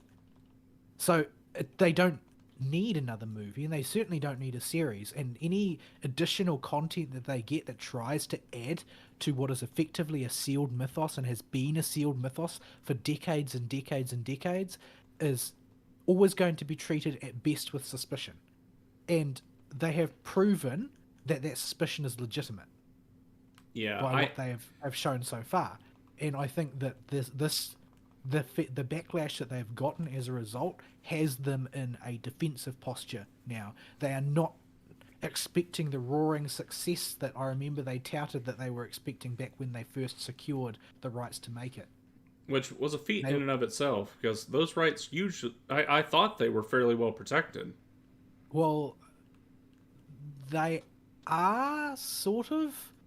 Um, Originally, Tolkien, when he was alive, had no intention of selling any rights, and eventually he did let the rights go to make various things on the basis of his family needed money.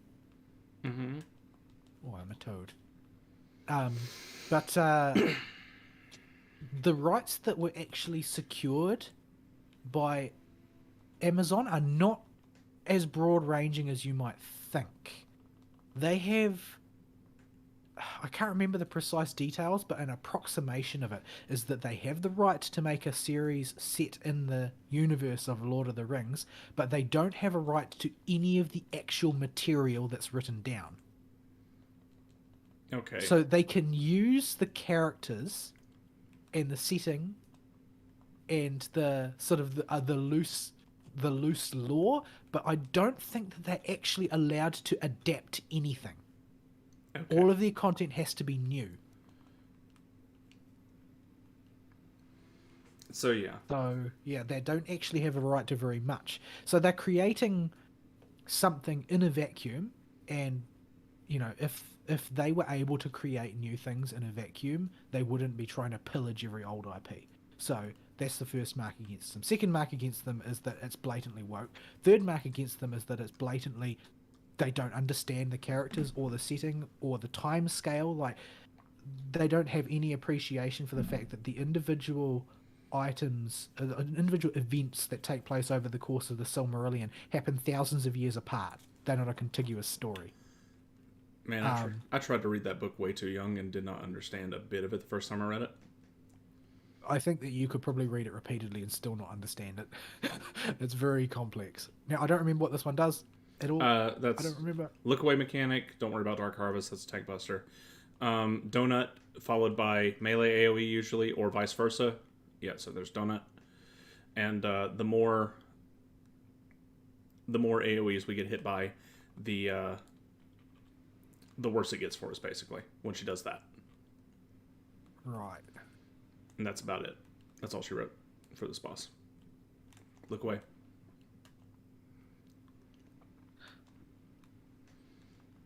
Yeah, boss actually has proper mechanics, but doesn't doesn't amount to very much. Oh no! Yeah, you're okay. Oh, I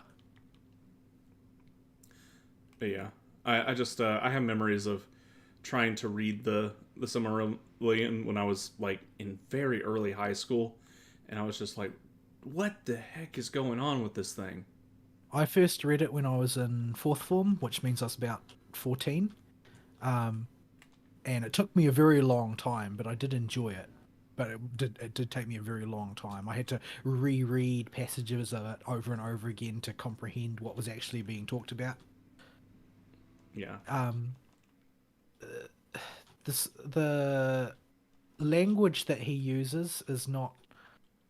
It's not. It would be too simple for to say like a lot of people have a conception of it. Oh well, it's old archaic English. But that's not 100% accurate. It's more that he constructs his sentences and chooses diction that is based on sort of old Anglo-Saxon literature. So it's actually he's using an old extinct form of literature as the skeleton on which he constructs his writing. So it's going to seem unusual and not merely archaic. It's not like, and this is another one of the things that the fans are really mad about with regard to the uh, Amazon thing is that their method of approximating the writing style for their new content they're creating was to just like crib from the King James Version Bible Oh, because instead oh of well the language is old, so all old language is about the same, right? yeah, I thought Tolkien was like the codifier for what we think of as modern ye olde English.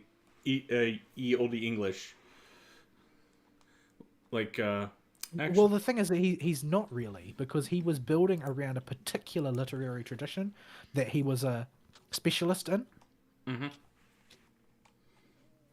Whereas what they have tried to approximate that with is to bring in no understanding of Tolkien's style of linguistics and simply substitute King James English. yeah, Because they're such a bunch of uncultured swine who care so little about the source material that they think that this is just good enough. But yeah, I think that the entire series is going to be an absolute fiasco. yeah. I think it's going to be an embarrassment that'll go down in history as a huge failure. Yeah. If I'm thinking, it's not a perfect comparison, but think about if Halo had the same type of cultural weight that Lord of the Rings does, and the Halo series The came out. series that they have. Yeah, that's the feeling I get whenever I see this. I'm like, oh man, this is gonna be a train wreck that's gonna take everybody off.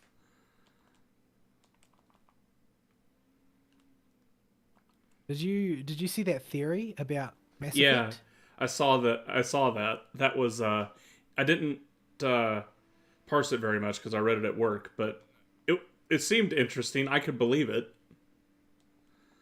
Yeah, it's like, what I mean, what indication have they ever given that they know at all what they're doing?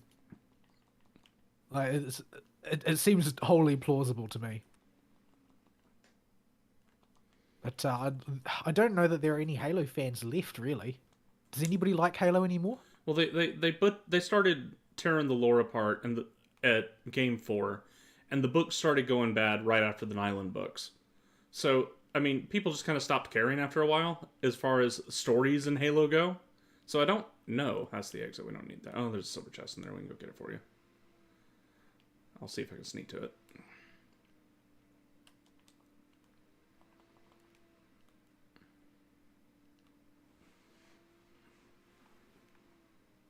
Like, I was under the impression that the Covenant thought that all humans were vermin and that needed to be exterminated and would never countenance collaborators, for instance.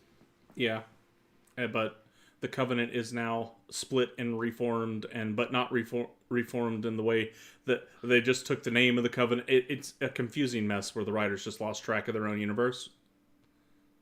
I think it has to do with a bunch of the original people leaving Bungie a while ago.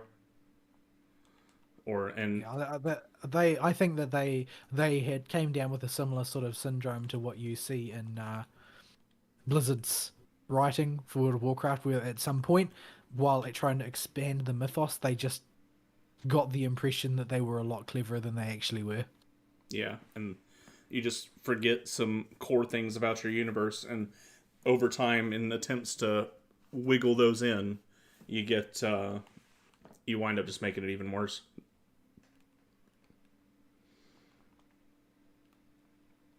So yeah, that's the Lord of the Rings thing. I will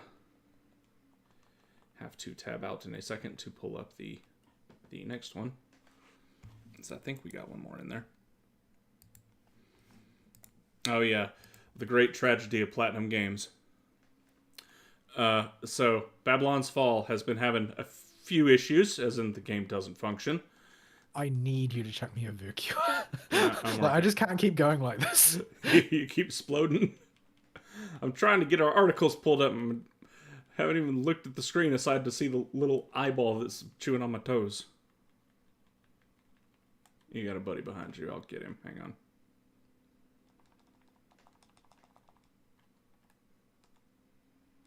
Why did I just use acceleration on Jolt? Sometimes you really gotta jolt, and jolt now. But yeah, Babylon's Fall. Now, Babylon's Fall was released. There was a lot of anticipation when it came out, but it released basically as a pile of trash. It was riddled with microtransaction bullcrap that nobody wanted, showing that no matter how good Yoshi P's leadership of his team is, doesn't apply to anybody else. Yeah, Platinum normally is a fairly reliable company to put your chips on for a good video game. They've had a couple. I have to walk around the edge of the room, my buttocks. I just used a site. I know, but I'm looking at the edge of the room, and they're placed on the exact edge of the room, But like that. The sigil's hugging the wall. yeah, it's not 100%. It's just way more likely to be safe than running through the middle of the room.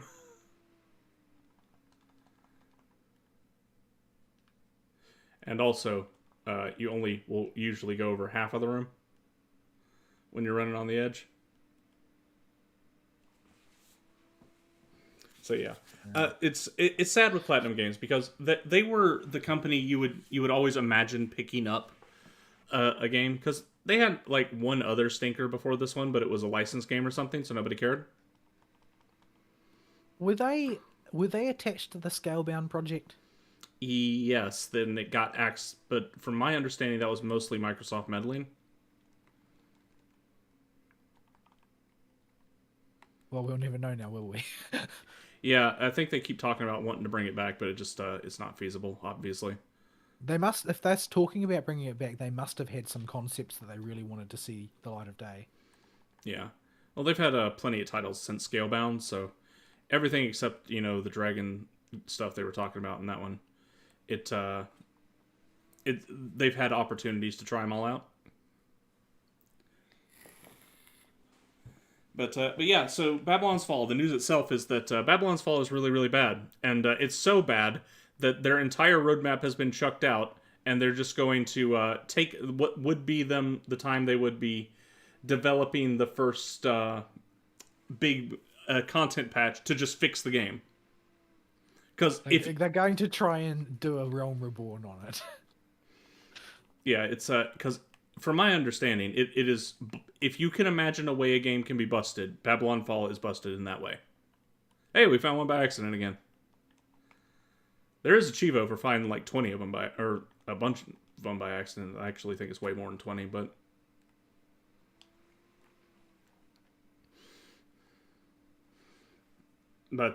yeah, I I just thought it was funny because Babylon's Fall has become such a meme. If everything from broken systems to microtransactions being out of control to Your player count. yeah, the game just in general being bad and unfinished, like its combat systems don't work. Like I've heard every single complaint about this video game.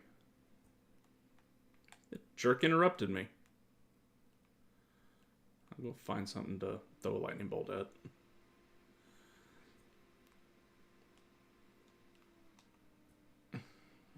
But yeah.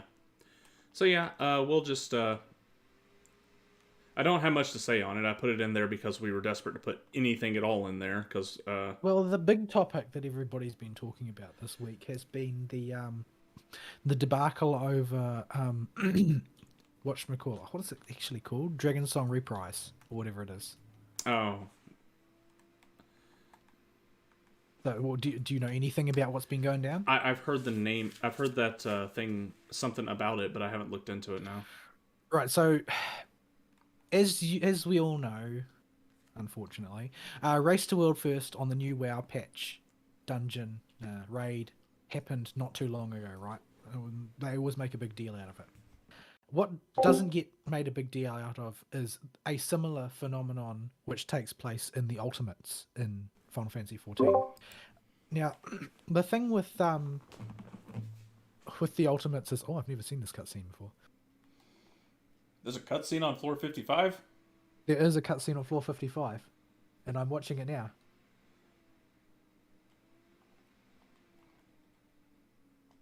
What are they even talking about? There's a guy, and he's being menacing and talking about the art of true resurrection and stuff. Because Interesting. the girl we killed on floor 50 had become a necromancer to raise her boyfriend. Yes. Anyway, what was I saying? Okay, so there's a similar phenomenon in Final Fantasy XIV regarding the ultimate content, and it's much more of a, rather than being sort of like a ringside spectacle fight type of dealy, the way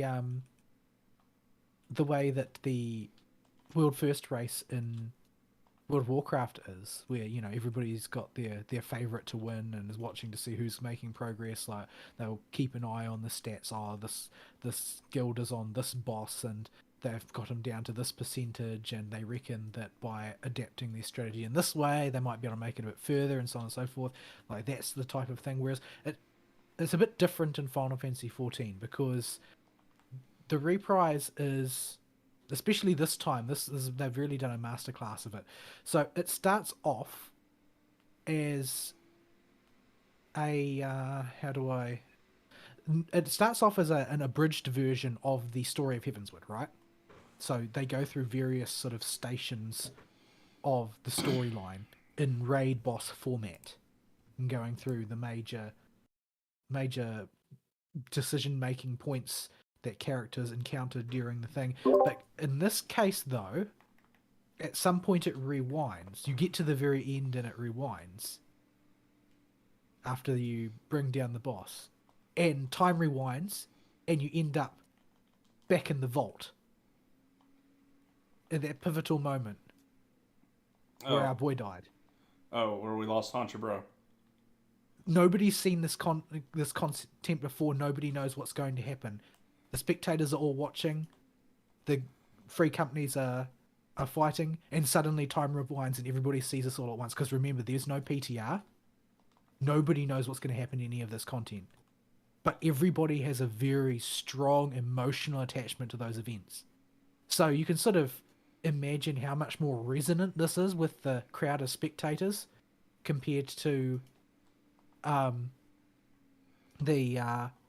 what the experience would be like in World of Warcraft. Because in World of Warcraft, it's just a matter of who can beat the stats faster. But yeah, so they've got the differences. This is the fork point in history where we start to go down the alternate history path. And so everybody is teleported back. You've got your team. You're in the vault, and they're about to kill Haurchefant. Except now you've got LB3.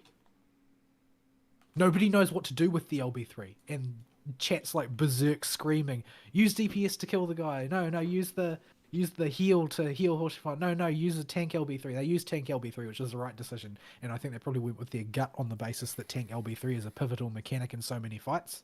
Mm-hmm. But so you use tank LB3, Haurchefant doesn't take lethal damage, and you have the opportunity to keep him healed while you take down his assailant. And from there, they start to replay the story of Heavensward from this pivot point.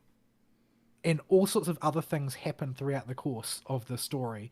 Like, for instance, rather than killing Thordan, and you can kill Thordan in his fight, you can choose to spare him simply by not DPSing him down all the way. When he begs for mercy, you just stop and grant him mercy. And then that changes things again, and so lots and lots of stuff is different. The boss fight with Nidhogg is not just with Nidhogg, because you spared because of various events. He's got a one of those elegant control collars around his neck, and he's your enemy as well. So you have to fight Nidhogg and Hraesvelga at the same time. So there's lots and lots of very, very interesting and cool stuff in there, which honestly makes the Ultimate more of an aspirational type of content, like you used to experience of old in World of Warcraft. Remember when it was like Nex was just a sort of legendary place that most people would never see, but everybody wanted to get to the point where maybe one day they could set foot inside Naxxramas. Well, Ultimates are like that because it's just such interesting content.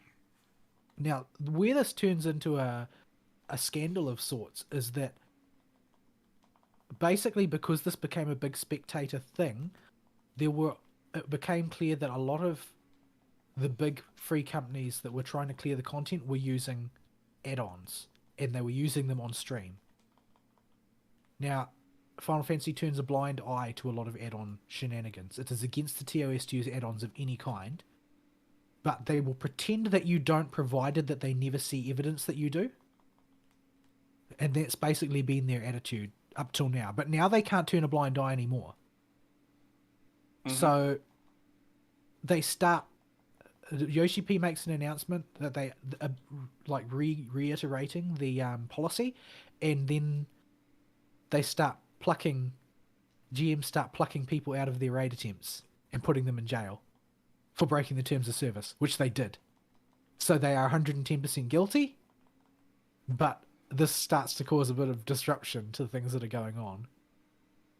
So basically, the upshot of all this is that it has awoken this really intense and fiery debate on all sides as to what is the place of add-ons in MMOs, and should they be allowed, what should be allowed, how should they be allowed, and that type of thing.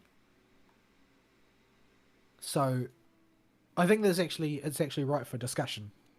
Yeah, it's it's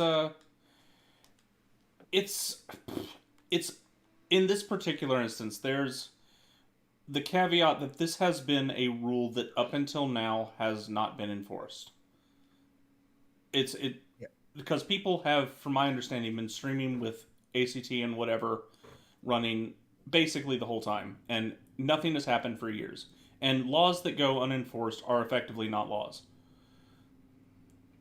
But the thing is that even if the law goes unenforced and you say it's not a law, that doesn't actually cause them to abdicate the right to choose to enforce them.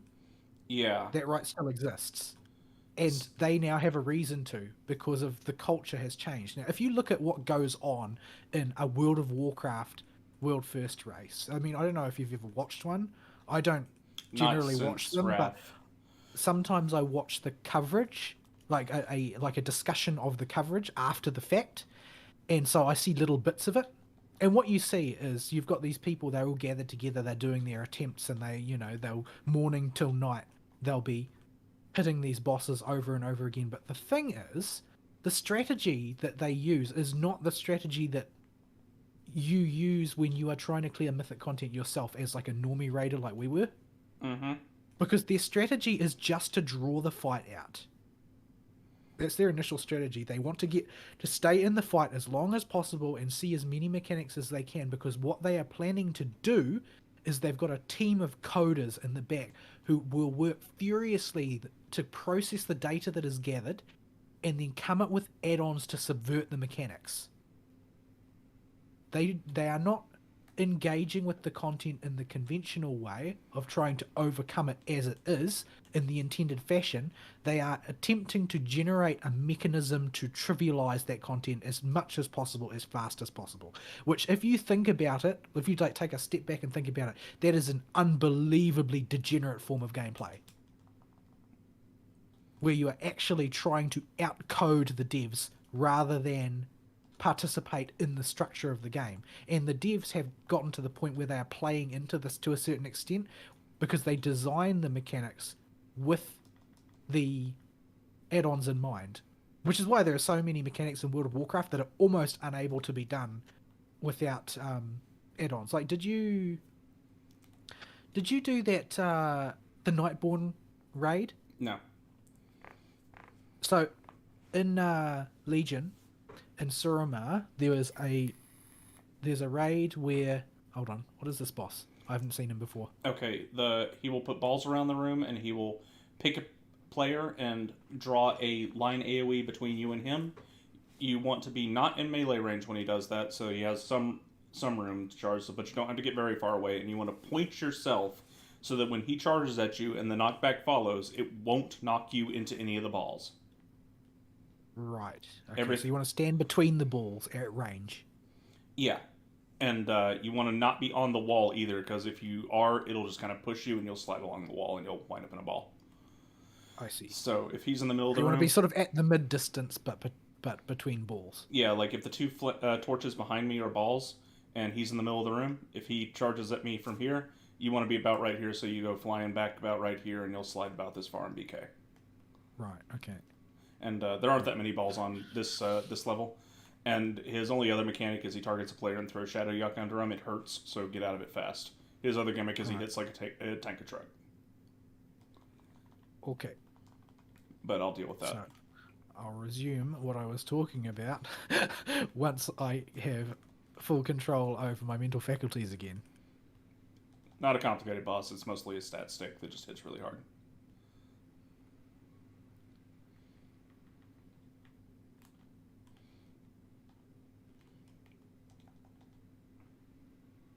You should be good right there. Yep.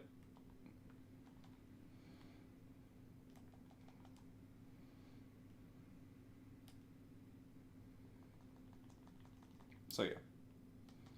You can keep going and talking. There's nothing really else to pay attention to other than running out of the yacht. You say that, but since I haven't seen it before, I just kind of need to focus just a little. But I would very much like to keep talking. However, I'm not that mentally agile the first time seeing something. I like to think I can passably multitask, but because I'm trying to discuss concepts, oh, that's not great. Yeah, you're probably going to go into a ball. Yeah. Oh, no, okay.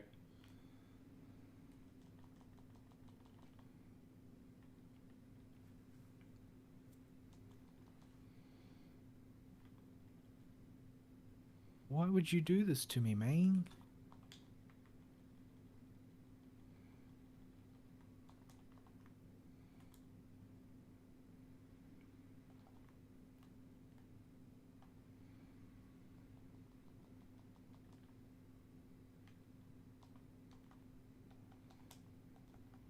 Oh dear, oh dear. Oh, there we go. Right, what was I talking? Okay, so in the Nightwell raid, there's a boss where I can't remember the fine details, but on Mythic it's got this sort of constellation matching thing. Oh, I got another cutscene, really?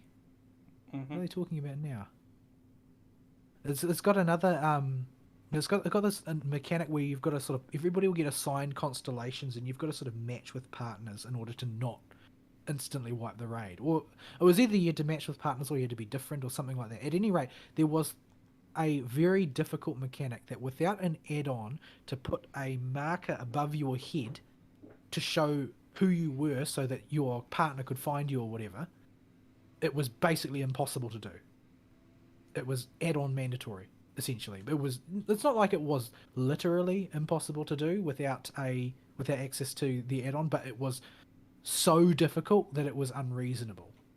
And nobody would ever try and do it without the add-on because that would just be silly. And this has been the development rubric. However, Final Fantasy XIV, by contrast, has really, really strong Telegraphing. telegraphing, messaging from the boss to the players of this is how to dance the dance. And you're supposed to be able to interpret and make decisions on the fly as you go without an excess of difficulty.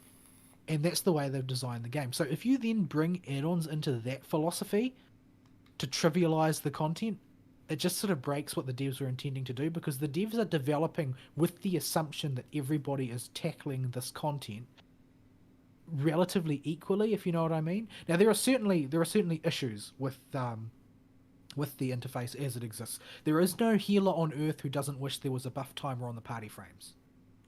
Everyone wants that. Currently, you need an add-on to do it. But if you play on console, you can't do it, can you? No. And about a third of the player base plays on console. And they would just become second-class citizens if add-ons were embraced. So there is a strong practical argument in favour of the development team not embracing add-ons.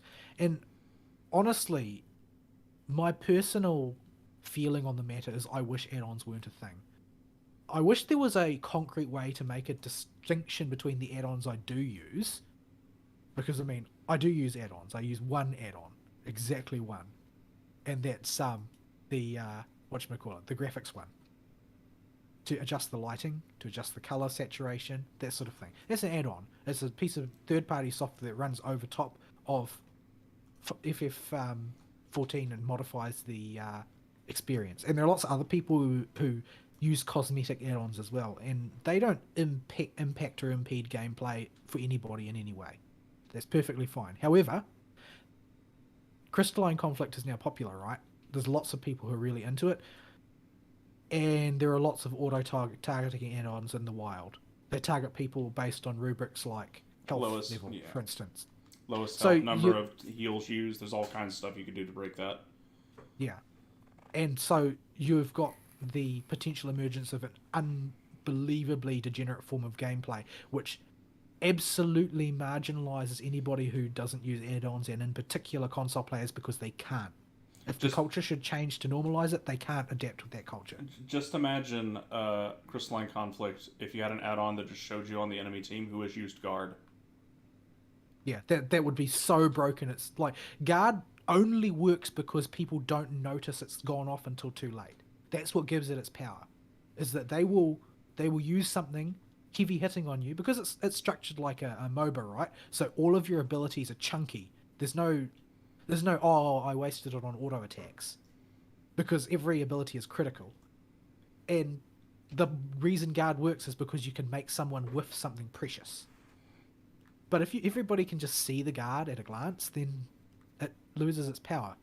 Yeah, it's a big part of Crystalline Conflict is either trying to find a way to kill the dude before he can push the guard button and put him in a silent state where he can't push it, or putting. I'm not going to the next set of floors because we're probably going to call it soon, but the or keeping a in your head has that DPS used guard yet. Did you see a guy run through here? Yeah, because these aren't instants; these are shit. Yeah, I know. I just don't usually see him this late. You see him a few times up to floor 50. I don't see many people past floor 50. But Yeah, so I'm very much in favor of the ruling out of add-ons, but I wish that there was a good way they could make a very clear demarcation. These are the add-ons that are safe to ignore. These are the add-ons that are not. Like, they should take a as usual. Jagex had a good idea with their classic RuneScape stuff, where they have an approved add-on list, and this is all given through the RuneLite launcher, which is endorsed by Jagex, although not run by them. And you can install any of the add-ons that RuneLite will let you install for old school RuneScape. Those are fine. yeah, I think that because FF14 is less organic and the people involved in running it are a bit stodgier, the legal minefield that could open up is probably not something they're willing to take. They're not willing to embrace it, and they probably feel uncomfortable as it is in the grey area. But I mean, like Yoshi P's favorite example is the damage meter, right? Like he was basically happy to turn a blind eye to damage meters because the bulk of people in FF14 use them to gauge their own performance to determine whether what they're doing is effective or if it's not. And the thing that Yoshi P is afraid of is that they become a tool for abuse because they certainly were, right? Yeah, and WoW they were And degenerate as all and get WoW out. they were, yeah. And there are so many additional degenerate things have attached to them over the course of time. I'm not sure how many of them are still manifest in WoW, but there are things like you you have add-ons that talk to other people's add-ons and that Yeah, sort of thing, and exclude people who don't have add-ons. People who don't have a right item level reported by their add-on will just be filtered, and that type of thing. Like that sort of really destructive, degenerate form of add-on usage is something I absolutely don't want in FF14, and I'm frankly 100% behind it. Like I'm always afraid of the circumstance where something will lure me back into World of Warcraft. And what I've found is one of the most effective bulwarks against that temptation is the simple fact that the idea of setting I hit the delete button on my folder and nuked everything. So I don't have any of the add-ons anymore. I don't even have a list of the ones that I want. mm-hmm. And rebuilding my UI would be such a disgustingly arduous process that I've just never been inclined to. Anything that would tempt me to go back to World of Warcraft is just like, oh, but then I'd have to download all those add-ons and set up my bars again. Absolutely freaking not. Yeah. The Like, I'm just done with that whole way of playing games, to be honest. yeah. I mean, I have the Final Fantasy damage meter installed, but I installed it specifically for the purpose of finding out how much damage Iriange was doing. And I've only used it for that purpose. Because because that was some sketchy stuff I saw with his DPS in particular, and the whole trust DPS in general.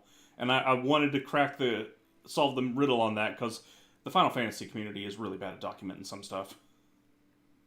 Well, because the game communicates everything you need. That's the thing. Yeah, but it was just one of those mysteries while I was doing the trust thing that was driving me insane. Yeah, like the community doesn't tell you everything you want to know. It just tells you everything you need to know. But so I've used the DPS tool for that and accidentally left it running in one raid, and I'm like, oh boy, I do not want to know how other people are performing, because I think uh, I think the game is designed that people don't have to optimize play at all in normal play. Well, yeah, the game is designed so that the most important thing to do is just make the right decisions. Yeah, so If you the general sort of like the general watermark that most people set is that if you can do a fight while you're at least always hitting some button, that's enough DPS. Doesn't matter what the button is. If you were to go into a fight and spam nothing but jolt the entire time, you'd probably still do enough DPS that your group will clear the fight. yep. So yeah, like I accidentally left it on in one Titania fight, and that's the only time outside of Trust that I've kept it on. Oh, that's not true. You I didn't. did I did bust it out one more time. I busted it out for Palace of the Dead, actually, to see what I could do to the floor 80 boss in preparation for the floor 180 boss, because there's a minimum DPS threshold solo you have to hit. If you don't have that level of DPS, you don't kill the boss. Was I there on that Titania fight? Yeah, you are. Oh yeah, I think I remember the one, and you weren't really very happy with what you saw on accident, leaving it running. Yeah, I was like, oh no, I don't want to know how this community performs, because I knew immediately what that would start doing to my mindset. But I because wanted that gone. because I've always sort of existed in this space where I'm always thinking about what it would be like if I could do Savage, but don't have the time to actually do it. I've just gone through life assuming that everybody in a group is better than me at this game, and that I'm just the worst one there at all times. But I Yeah, mean, like as we found today, it doesn't seem to matter what I do. I end up tanking all the time. I really think you may think it's a low bar to be always hitting a button, but we have played video games and MMOs especially for decades now. It's second nature to us. To other people, their brains just aren't conditioned to the reflex of I need to be pushing a button. Yeah. But at any rate, so it's kicked off a bit of a firestorm in the community because I think that content of the quality that Yoshi P's team produces for the Ultimates is, in its own weird way, extremely precious, and I don't want that to be tainted by having to develop around some bizarre and ephemeral potential of what people might do with third party tools from the outside to it.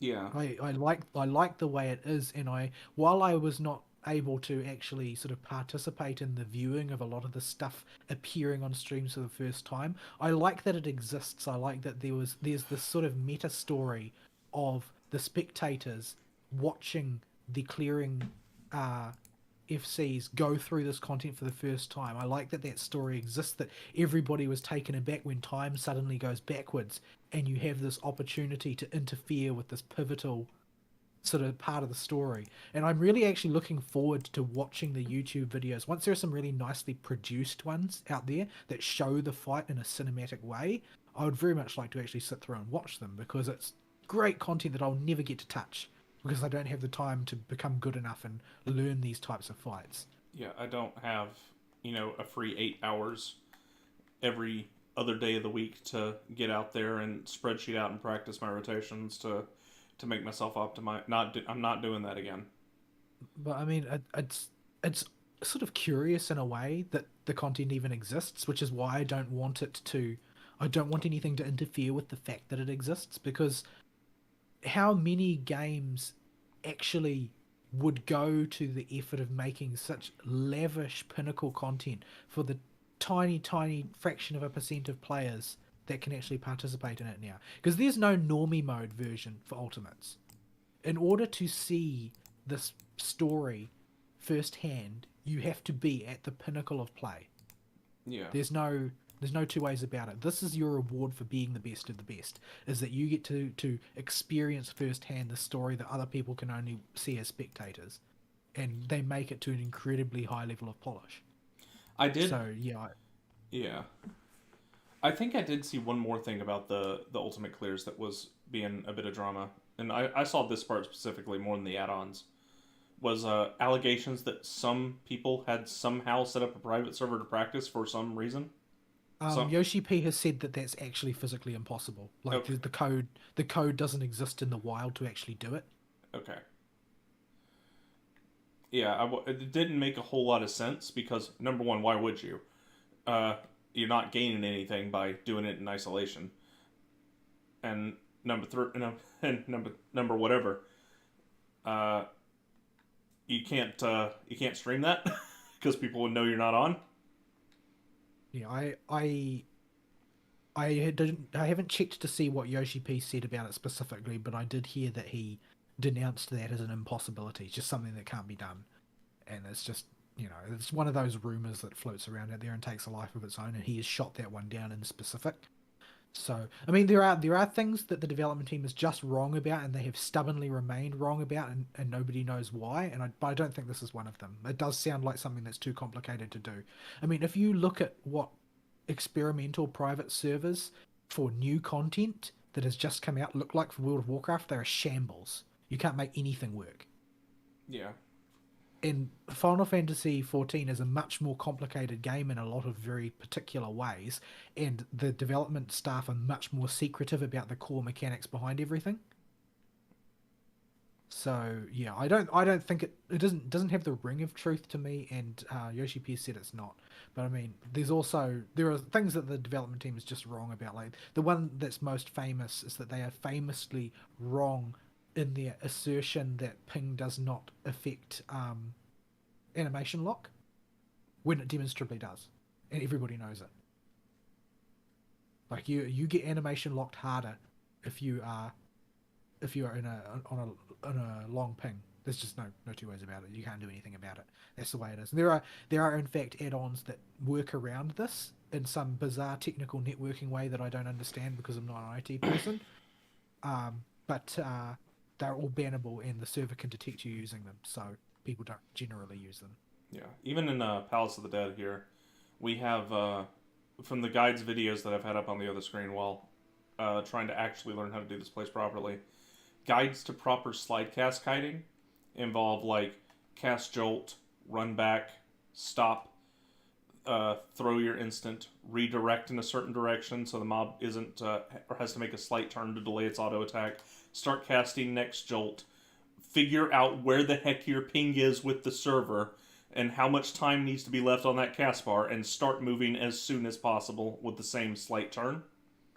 And this is a technical skill that is very hard to learn. It's apparently pretty, once you get it down, it's very easy, but it takes a while to get down. Yeah, the rough outline is pretty much standard practice and Savage level of play. Everybody slide casts if they've got cast bars. That's just the way it's done. Yeah. I mean, it used to be back when the netcode was a lot more of a shambles. It used to be the standard practice in World of Warcraft too, which is why Quartz existed.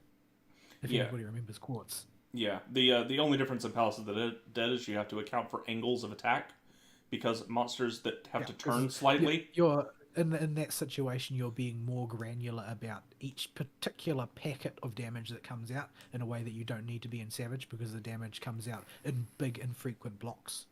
Yeah. So the real trick is learning, because most people can do a basic slide cast of figuring out where their ping's at. The trick is figuring out how to angle yourself and when to move to pace the enemy And- auto attacks. And when the server will think you are actually angled. Yeah, and your ping has to try and stay as consistent as possible for it to work great. But that's a technical skill that you can learn as long as you have semi-consistent ping, and something that would be killed by add-ons being able to detect it for you, and would totally destroy the deep dungeon community. Well, it also sounds like it'd be really hard to do on a keyboard to begin with. Yeah, it's much easier to do with controller from what everybody says. Because doing angled movement is really tough on a keyboard to do it precisely. Yeah, because you have to put a specific amount of distance and make the mob turn a specific amount to delay its next auto attack enough for you to still be out of range and be able to move. And you have to feel this out for every single mob type, and it gets really complicated. But And then sometimes Anzu. yeah, and then sometimes Anzu. Where actually, if we went into the next set of floors, we could nix this run just by me showing you how dangerous these stupid things are. But I don't want to. I've Yeah, never been down this deep before. yeah.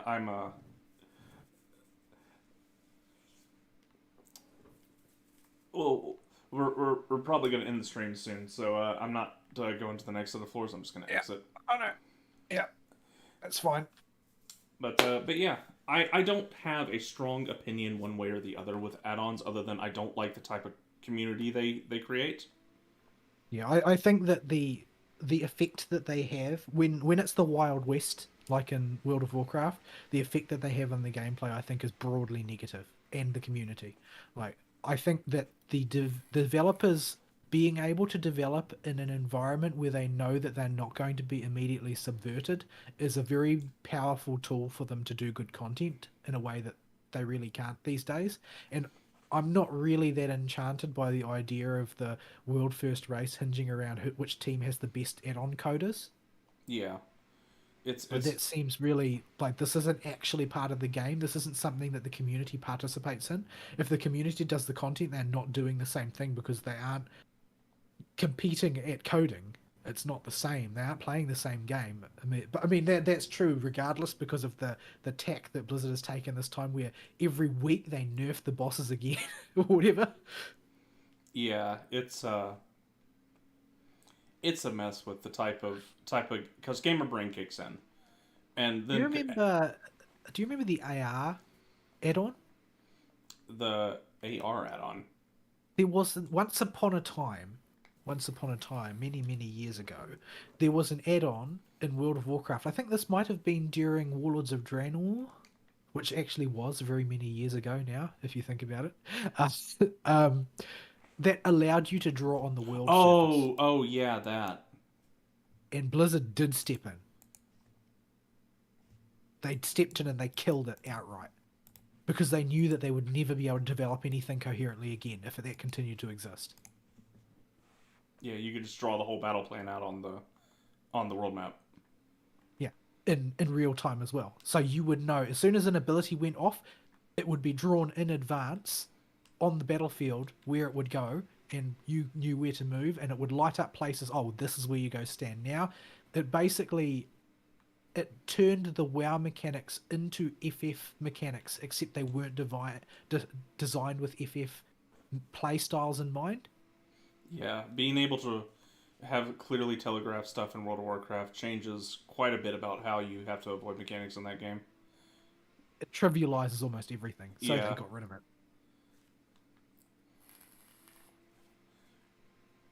So so yeah. I mean, I hope they're able to find some kind of compromise with not I don't even really want to compromise. I just want them to take a stance and if they're going to ban add-ons, enforce it and enforce it hard.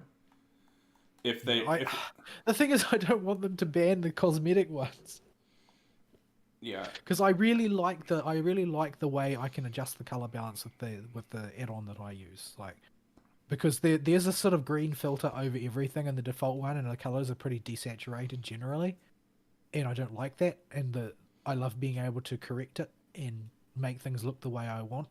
And if there was a great purge, it would get purged along with my account, which would make me very very sad. Yeah. So But I also don't want anything that is reading game data, because it's too dangerous as far as I'm concerned. yeah. So so yeah. It's something to keep an eye on and see how things go. I didn't know that how deep it was going. I'll have to look into it a bit more. But Yeah. when the game director came out to make a statement on it personally, Well, so I haven't been looking at the news of Final Fantasy. I've just been sticking my what, pen what palettes. So all I'm saying is that it's a big deal, and people aren't sure what way it's going to go. But and I don't think Yoshi P knows what he wants to do either, because, like, as he's said in the past in various interviews he's given, like, as far as say damage meters go, if you were like a calculator ninja, you could do it in real time on a calculator beside you as you went, if you had superpowers. So where do you draw the line? or you just had a pocket accountant to punch in the numbers as they pop up on your screen. Like, where would you draw the line? Because there definitely needs to be a line drawn when it comes to something like crystalline conflict. Like the way PvP is affected by the add-ons that are used in the wild to try and make high-end PvE content easier, they're totally broken for PvP. They would totally ruin the entire game. Yeah. Just So yeah, you'd have to draw a line somewhere in order to keep the game functional. But where do you draw it that's not going to unduly affect the game? I mean, he may in the end just have to bring the hammer down and purge add-ons wholesale. And the reality is that that probably wouldn't affect the player base that much yeah. because people love the game and are very attached to it. Well, you have a whole But third of the people that just a whole third of the player base just doesn't care about it would, add-ons. yeah, they wouldn't notice. It would mean nothing to them. But yeah, I hope that it doesn't have to come to that. But while I will be sad if it does, I will understand the reason why, and I can come to terms with it. Yeah, it's a interesting conundrum.